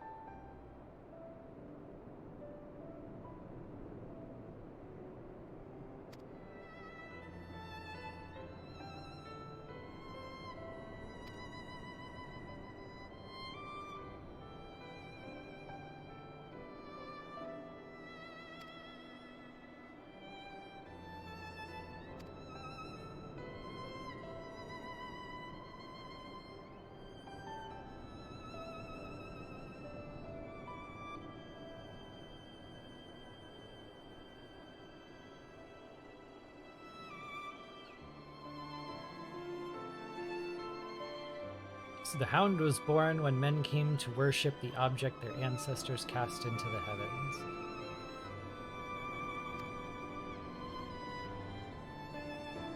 We are not all powerful. We can't grant all of mankind's wishes.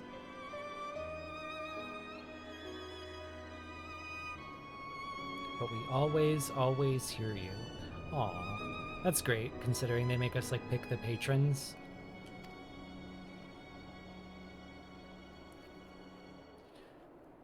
In 1.0, there was like a hand gesture that they did to pray to Lim Lane. Give me that as an emote. Give me more like 12 prayer emotes for our patrons.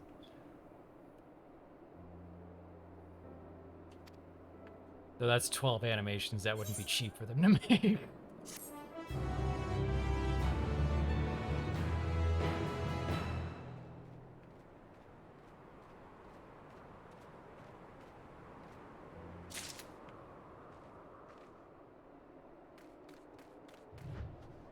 Oh! Hey, Francel.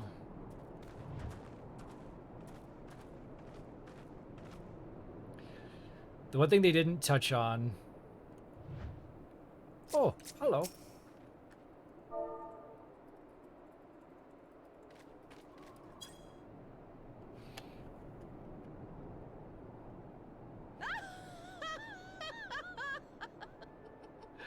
The one thing they didn't touch on was the fact that the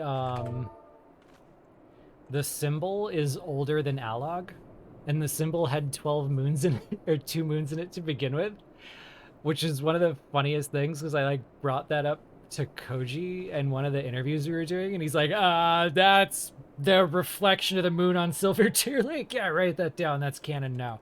And I'm gonna like just assume that that's canon, but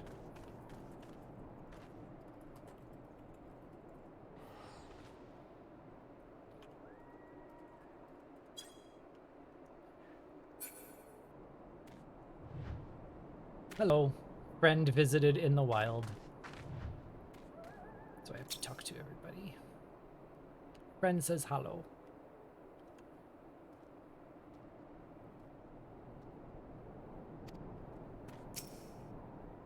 I love the excuses Koji makes up in the minute. Like, some of them are very good to keep as canon. Though the ASEAN body paint one we might have to let go. Divine non-intervention.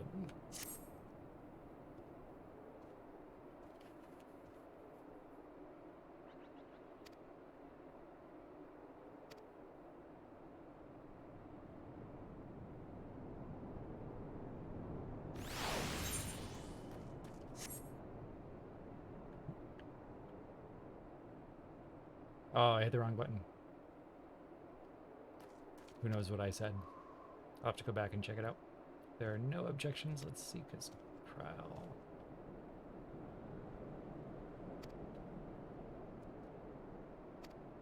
Hello, Cypher.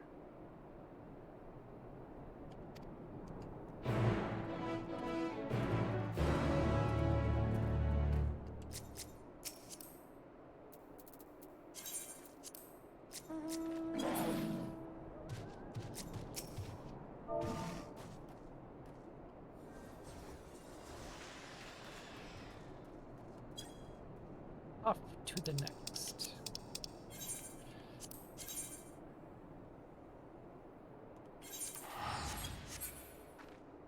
Later, Chris.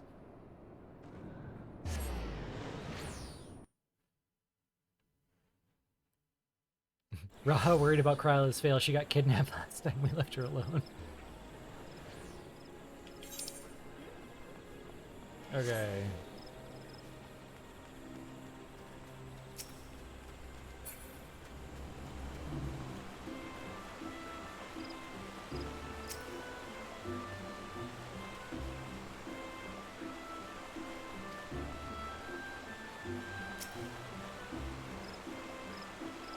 Hope goes back to normal.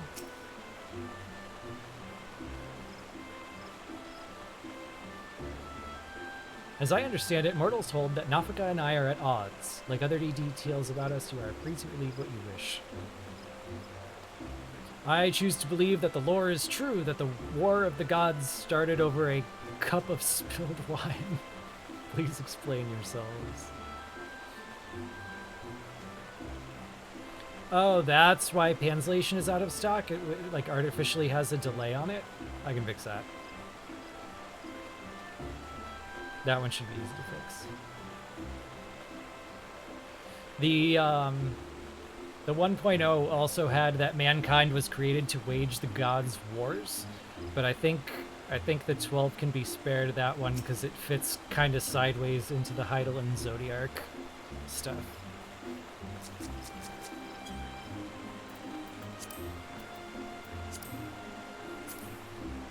Oh, they already gone. Are they already gone? Target. Dang. I missed a wave while I was talking.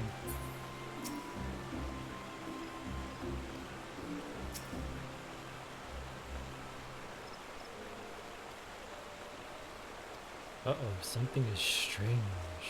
They appear to be in different places. Nafika is the nearer of the two. Let's go and find her.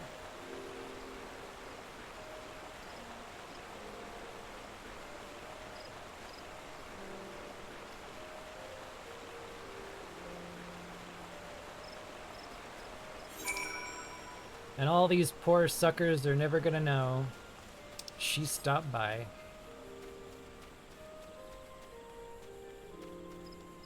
Yeah, it fits with the age of the city-states. The original lore was supposed to be based on ancient Greece. That's one of the things that really was planned all along, all these Greek references. Because they were inspired by the idea of a realm made of city-states that sometimes forged alliances and sometimes warred against one another. And Garlemald was supposed to kind of take the place of Persia, though they look much more like Rome. And now Russia.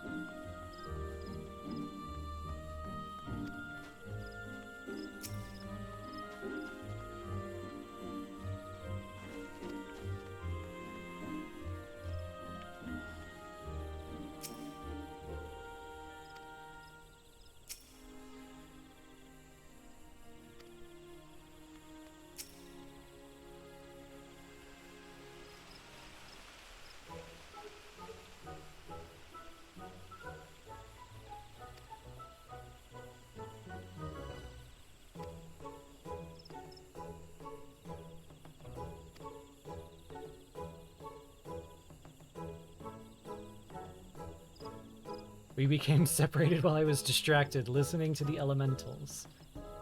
The beings... Wood? The beings are the voice of those who call the wood home. As I am the patron of this land, they could not help but report to me. Aren't they supposed to be like shards of you in the original lore? Translation, add to the chat list. I have got so many translations this patch. Wow. This is going to be a big week. I think we were talking about it last night, and you guys were saying that it would be fun to go over them in a separate campfire stream. But so many of them are piling up. I think what I'm going to do is I'm going to do the translations before the stream, and we can go over them during the stream. Because that way you won't have to sit here and watch me try to figure out how to word stuff. So I'll do them all, and then we'll all go over them. And then if any of y'all speak the other languages much better than I do, which I guarantee if you speak them at all, you speak them much better than me, you can point out places that I can polish it and I've made mistakes. That would be fun, I think. So I will like get a nice little inventory of the translations in the chat on our Discord server. I will start building the spreadsheet for those. I will start building the slides for those, and we will go over them live in a campfire stream within a few weeks. The one thing I have to do is work that into my schedule and figure out where I'm going to be on what days, because I'm actually going to be out of here for over a week. Well, we'll work it out. Anyway, on with the quest.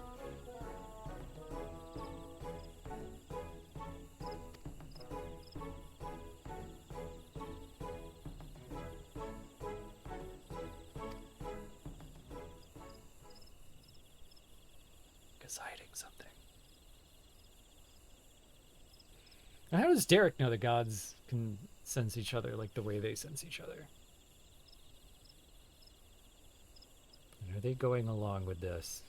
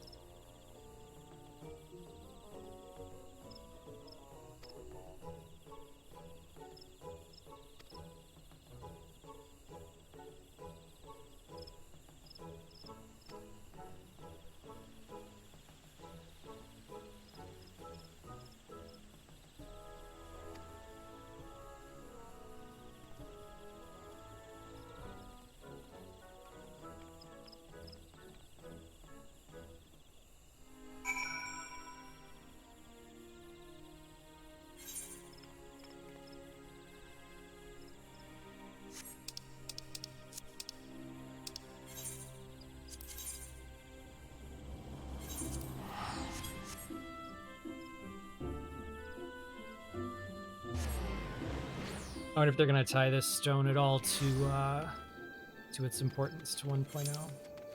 Well, technically the 2.0 boundary.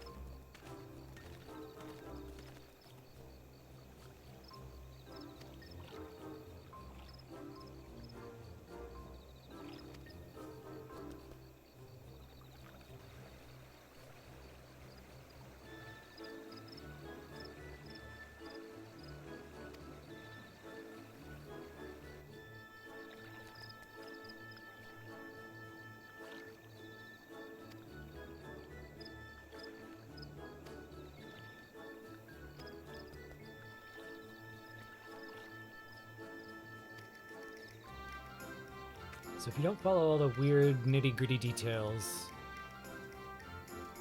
Althic, God of Time, his sigil appeared on Louisoi's hand. It flashes for just a moment when he sends the Warriors of Light of 1.0 into the Rift. And the Warriors of Light who played 1.0, when they reappear in 2.0, there's a special cutscene that's a different introduction than the rest of the players get. And they actually appear at Althic's Stone, which is where we're headed, if you look really closely at the terrain.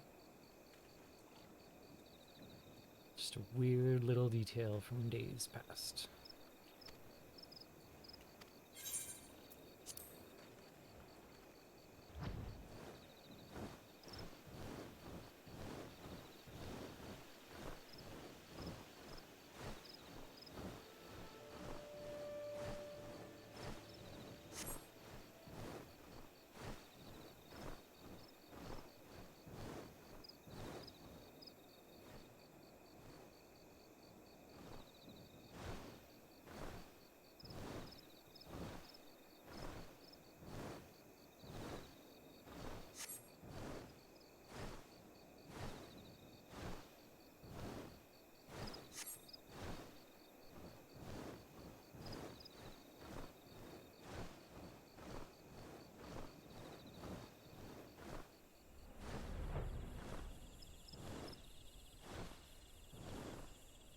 See the same spires we were talking about before over here. And there.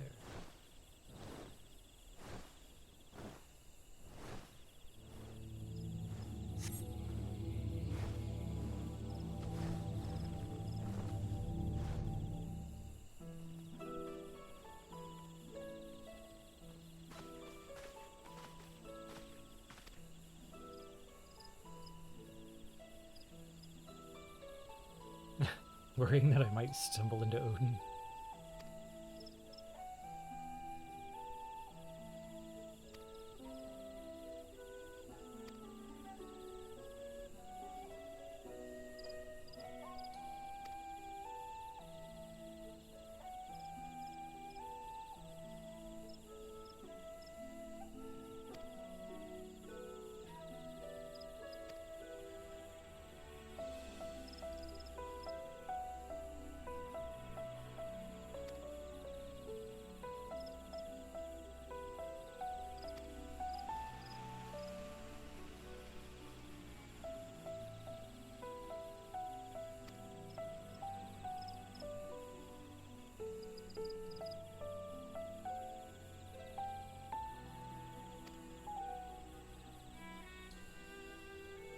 So Kryl just wanted to find her answers alone for a moment.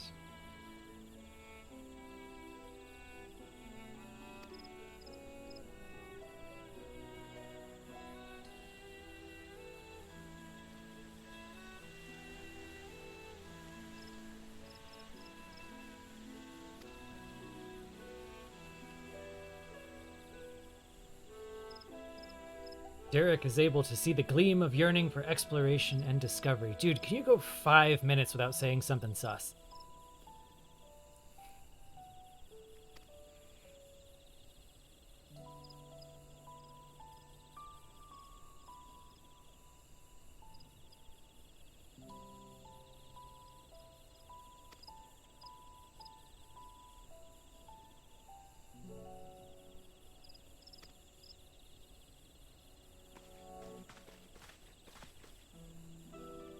I can see why this did nothing to quell the debate of whether Ocean is Derek the Opa Opa or both.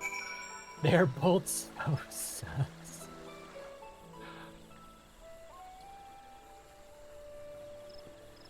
Yeah, the twist would be that, like, Derek doesn't even know. That Derek's just a normal dude and he has no idea. And it's the love of adventure that got him dragged up in this. I thought in the first round that it was going to be that Ocean was not telling us who he was specifically to drag us into whatever the others were trying to accomplish. But I don't know, it doesn't seem like he knows and is hiding it. He's being sus, but not like in a way where he's deliberately misleading us sus. He's just saying very thematic things.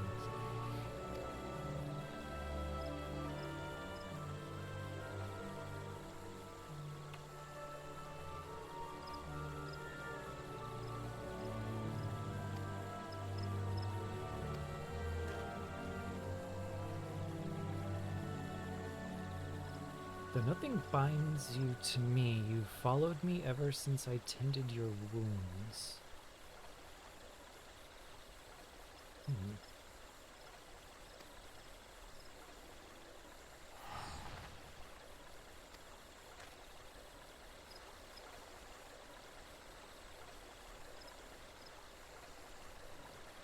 Alas, once I've glimpsed someone's heart, I find I can't avert my gaze.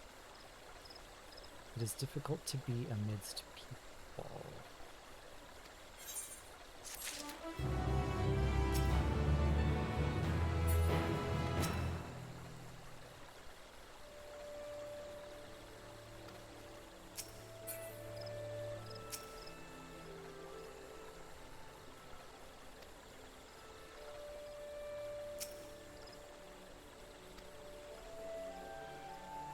Yeah, it's like he's already 255 sus, so the +1 loops him back around to 0. The secret of the 12.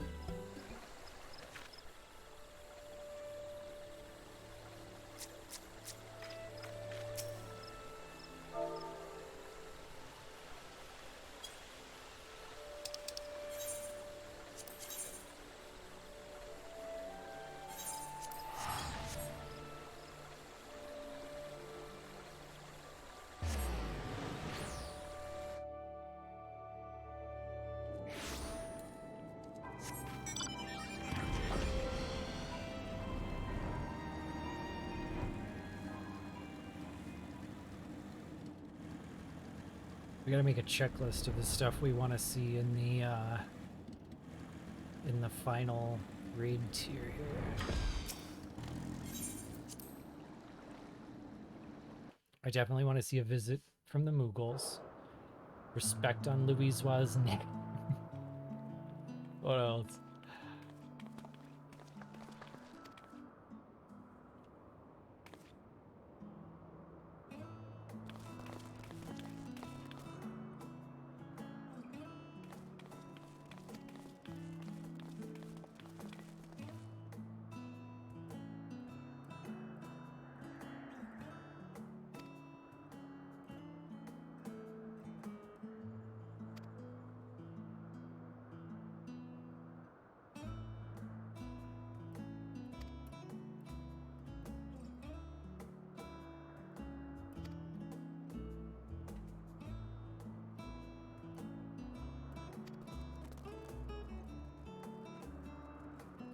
Okay.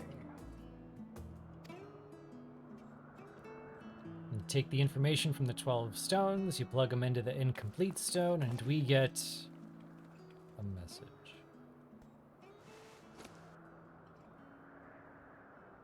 There we go. There's my tome.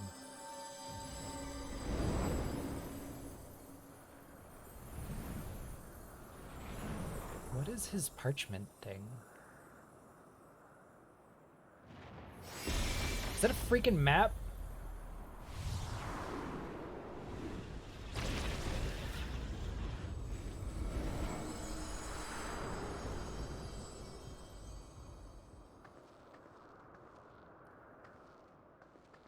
Dude, go 5 seconds without being sus challenge.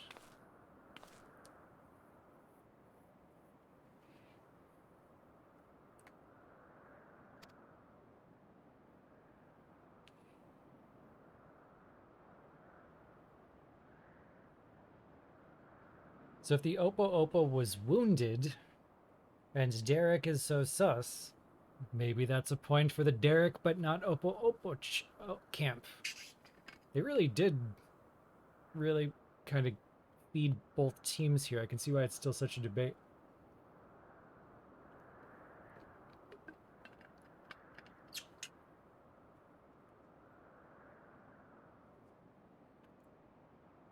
Yeah, they ask everybody to think of a thing that holds valuable information, and the guy we think might be Ocean comes up with a map.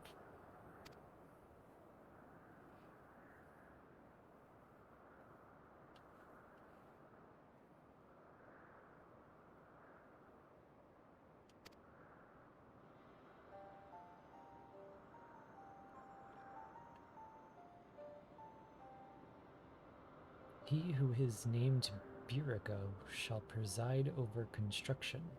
His duty to fortify the works of men and encourage them to build. He who is named Ralger shall preside over destruction, his duty to galvanize the stars' beating heart and facilitate mankind's regeneration. She who is named Azema shall preside over the sun, her duty to nurture its life-giving light and to illuminate the truth for all to see. He who is named Naldthal shall preside over the subterrane, his duty to make claim the riches hidden in the darkest depths and in men themselves. She who is named Nafika shall preside over fertility, her duty to fill the land with life and prepare a path of peace and plenty. Hit all the keywords. Love it. He who is named Althik shall preside over space and time, his duty to endow the star with material vigor that mankind's march may never cease. She who is named Halone shall preside over the glaciers, her duty to hold over the to hold the melting ice at bay and imbue men with constancy and tranquility. She who is named Menfina shall preside over the moon, the one moon. Her duty to perpetuate the turning of night and day and foster love in the heart of all.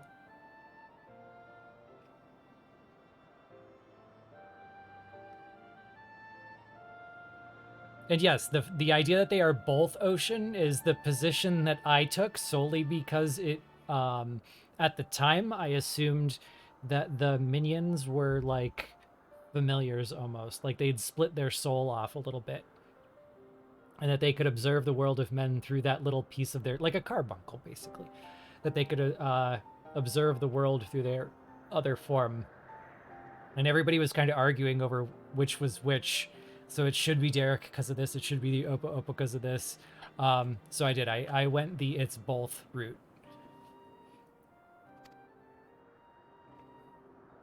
He who is named Thalyak shall preside over the rivers, his duty to quench the thirst of men and water their minds with wisdom.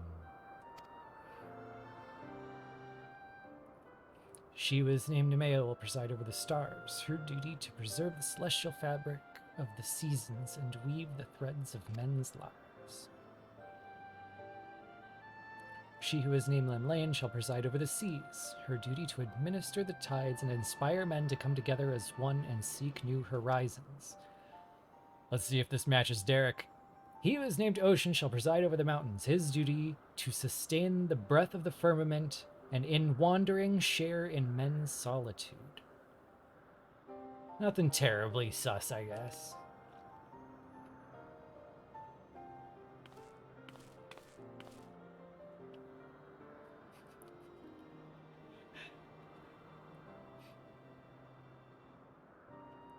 He who is unnamed.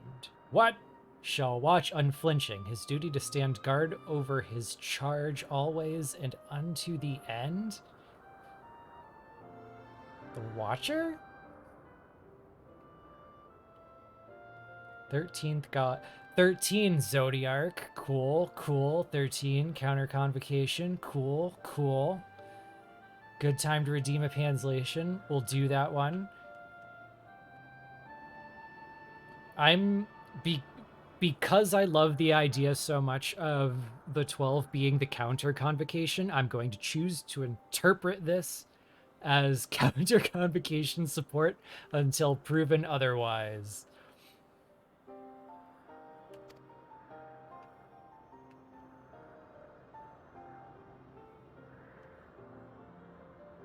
Shadow Convocation is like my favorite theory for that one by far. Like, Azem brings new friends back to town was one that made sense for like a hot minute, but I'm definitely reverting. Because when we saw the hologram in an Eider, there were 12 people standing around Vana, and it does not feel like a coincidence to me. They even made sure to avoid that number of people standing around when Vana did the symbolic sundering in her walk down memory lane.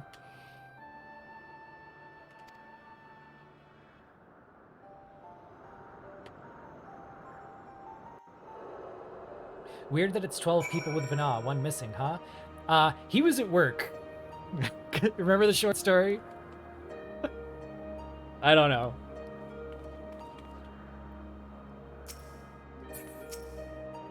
Or maybe one of the... No, that wouldn't work out. Never mind. Scrap that. I'll come back to that thought.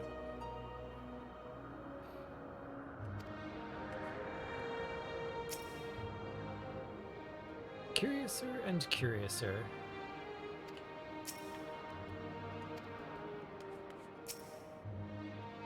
The Watcher was the one holding the recording device.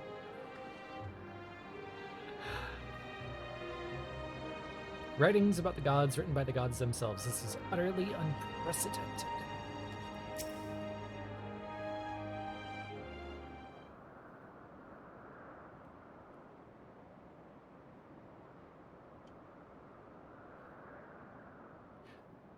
Not gonna lie, like the design of this place, the like heavy leaning into all the themes. I thought this was going to be kind of campy. I was prepared to have to accept some weird stuff, but I think the way we're exploring it now is kind of balancing out that initial campiness. I think we're hitting a lot of really good notes along the way.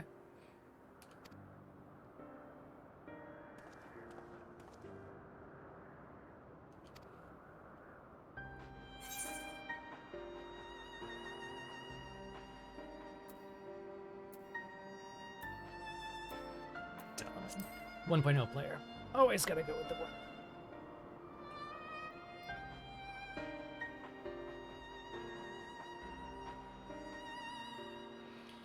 I mean to say that prayers have changed the 12 into their present forms.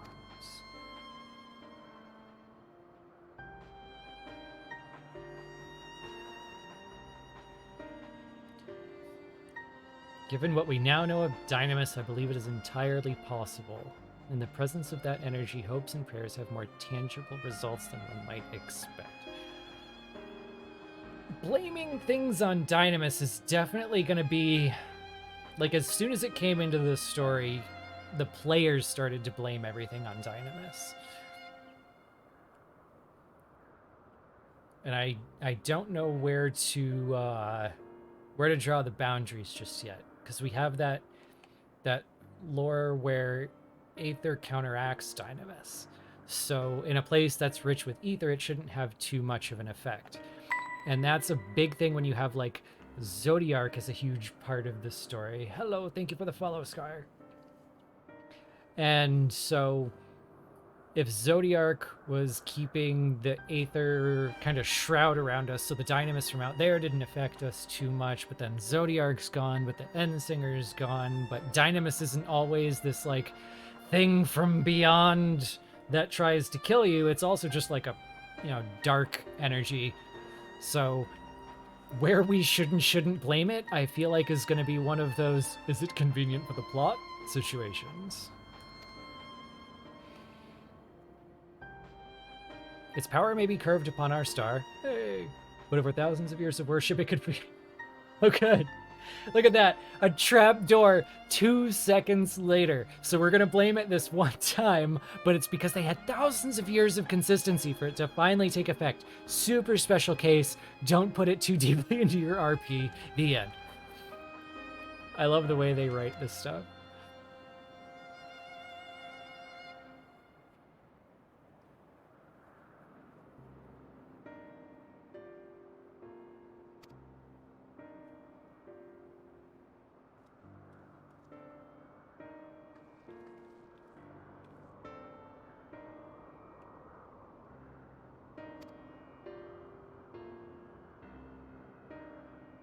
So they wrote the monument to remind themselves of their duty no matter how much they change.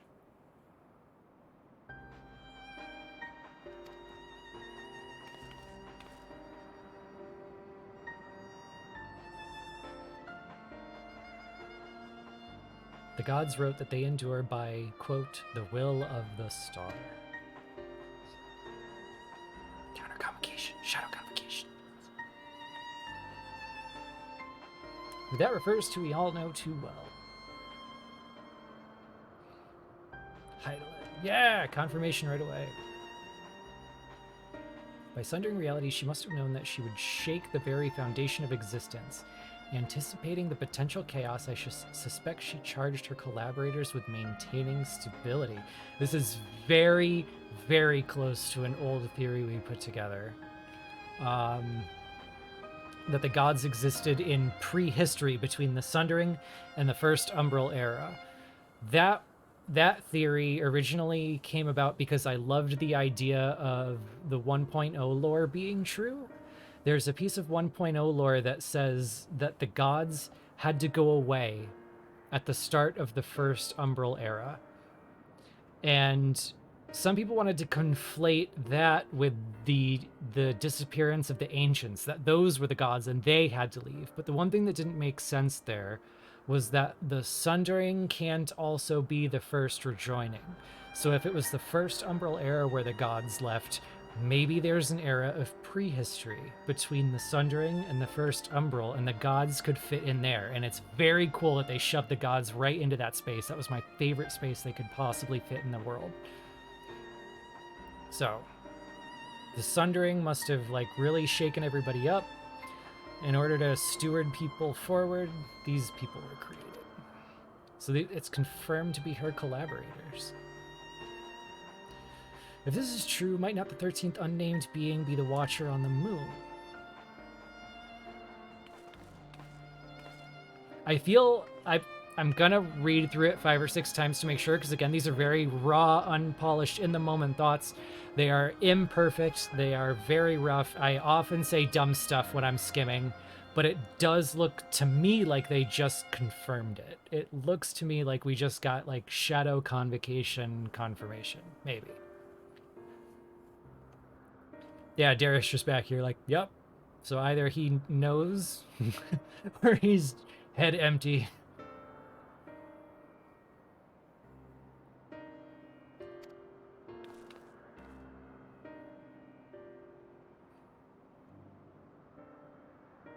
As it stands, we've yet to encounter 3 gods, and there's no telling what may happen once we've fought them all.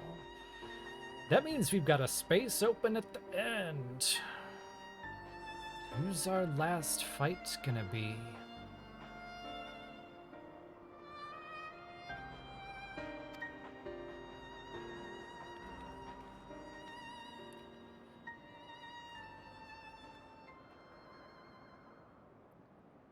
If we had to drag the Watcher into this to meet his old friends, and he was the last fight, what form do you think he'd take?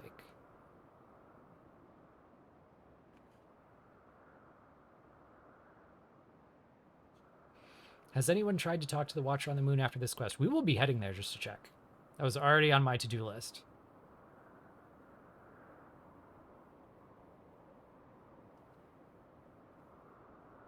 Ere we seek out the Watcher, we'll return to Charlayan to complete our findings. So there's a chance that the Watcher is going to say nothing new, because Kryl is saying the next time we get together, we'll seek out the Watcher. So the third raid tier might start out with us going to visit him before we even go into the third section, just to kind of pad out the quest line. Because we did the same thing here. We had a little padding in the beginning, a little padding at the end. To think that the investigation might lead us to the moon. Yeah, we're totally going to go see the Watcher as part of the story, which means he probably says nothing, but we'll go check.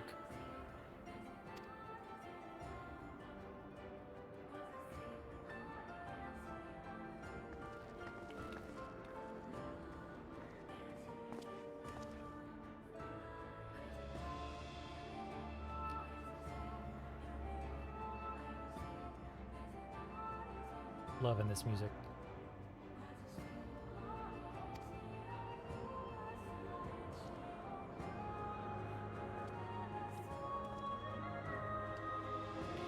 And I love the balance. The reason I call it the Shadow Convocation is because Azem walked away from the Convocation, bringing their number down from 14 to 13, and Elidibus remained on that. Then Elidibus became Zodiark's heart. And then you have Hydaelyn. So if Hydaelyn has 12 friends, it becomes 13 versus 13, which is just the coolest.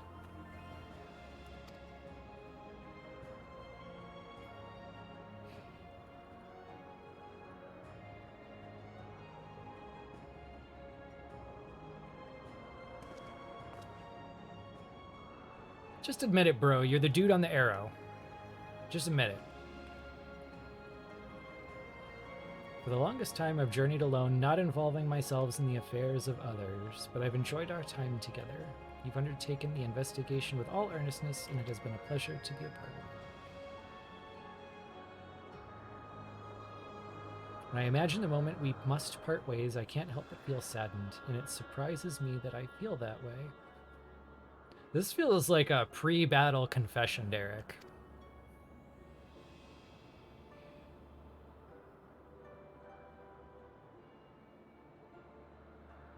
Forgive me, I didn't mean to wax sentimental. If you excuse me, I'll head outside for some fresh air.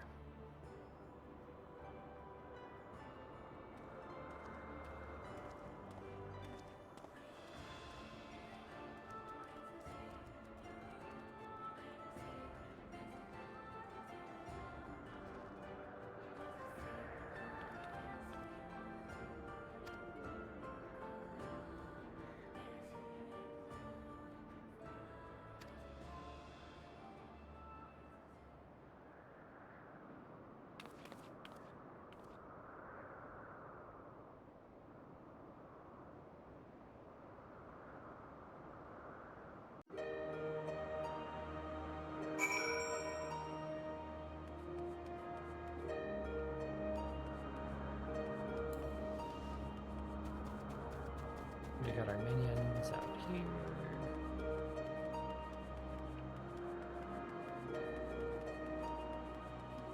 And our minions out here.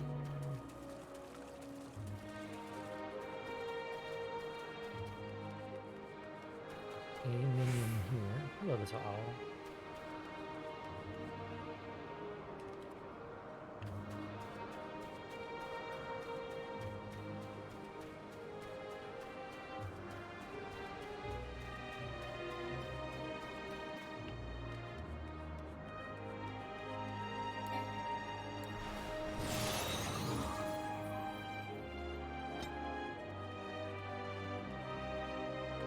And this is very conspicuous too. This feels like it's going to be important.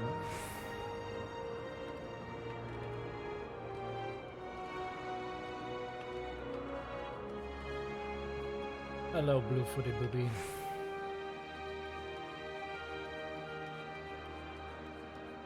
Minion over there.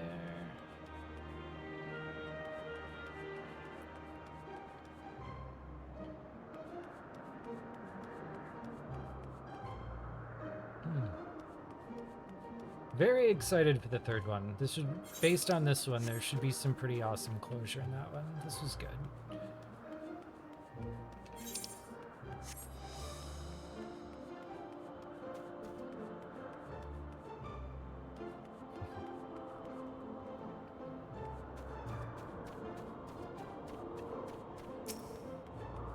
What'd you say again? You know, I can't help but wonder why Derek came to us for help. As an explorer, didn't he want to keep the glory of discovery for himself? I, for one, would have gone over the Phantom Realm with a fine-tooth comb alone before thinking to tell a single soul. Yeah. It's a good question. And clearly the developers want us to be asking it, as if we weren't suspicious enough of him.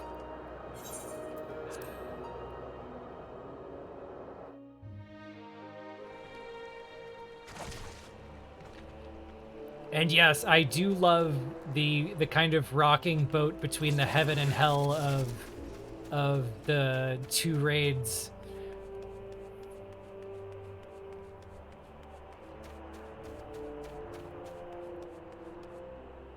And between the heavens and the hell, we just got like confirmation of like a 13th among the 12.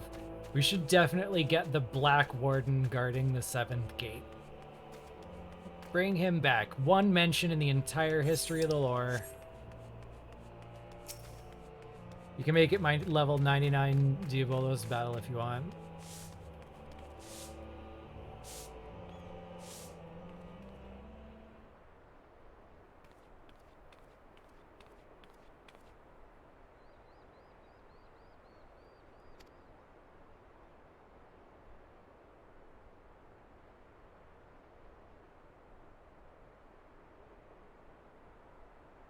True, if Sid mentioning the Keeper of the 7th Gate that could be very well a double or a second reference to the Black Warden. If the Watcher was the Black Warden, that would be wild. Just because he's supposed to be in the 7th hell and he's watching over Zodiark as a friend of Hydaelyn, that would be messy.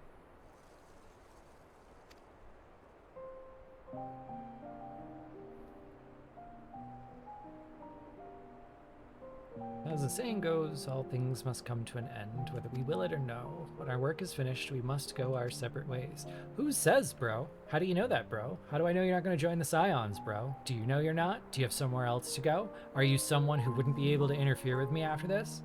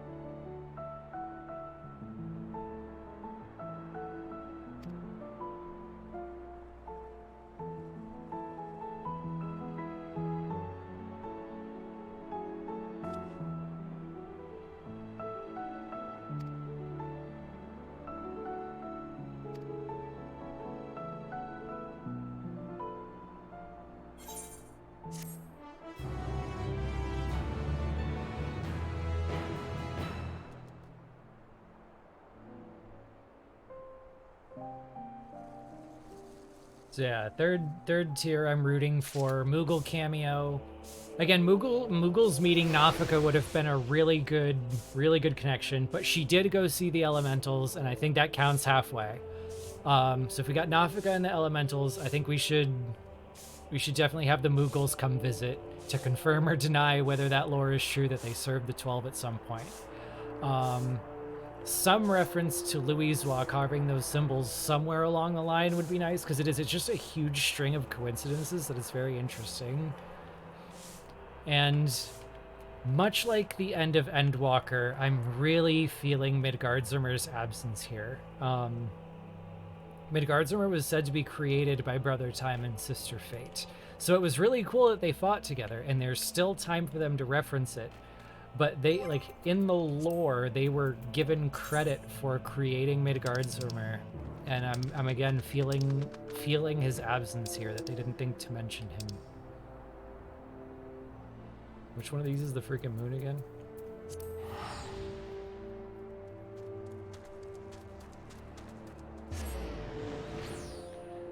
The fun thing about the Moogles is that, like, they almost never know what they're talking about. And they're so confident and so cute. And they're usually full of crap. And it would be very, very funny if this was the one thing they were right about ever. And we've got a presence under the lake as well someday, I hope. The Watcher. The Loports have told me of your victory over Medion. Nope, nothing new. It is a relief to know that Heidelin's wish for Theris and her people was granted. So I think when we start the next tier, we're gonna immediately come here, and that's where the Watcher content is gonna be. All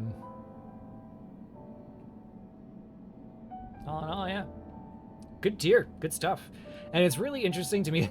The fun part about this one for me is that we got a lot of info, but also the debates haven't changed. I'm gonna like triple check, but I think we might have confirmed the Shadow Convocation, which is so good. My favorite thing for the 12 to be. Is there anything else we need to do today, or are we good? Do I only have to keep you for 2 hours and 40 minutes today? Catching up on chat one.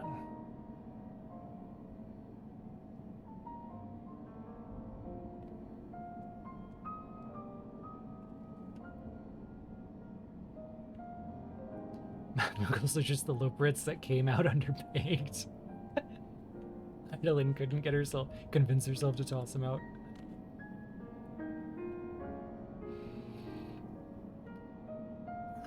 So that was fun. But we did it.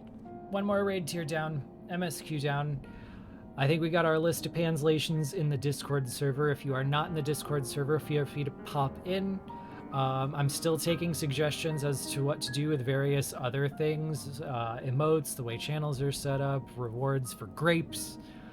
I think we'll be able to do a third stream sometime in the near future where we go over all the translations. We'll just do a campfire. I probably won't even have the game on. I'll just like pop in video and we'll go over everything PowerPoint wise. We'll make new slides for everything. And I am going to go off to finish my Hildebrand quests and then my Omega quests and then maybe level some stuff so I can do my role quests. And we'll see how far I get with that before the next patch comes around.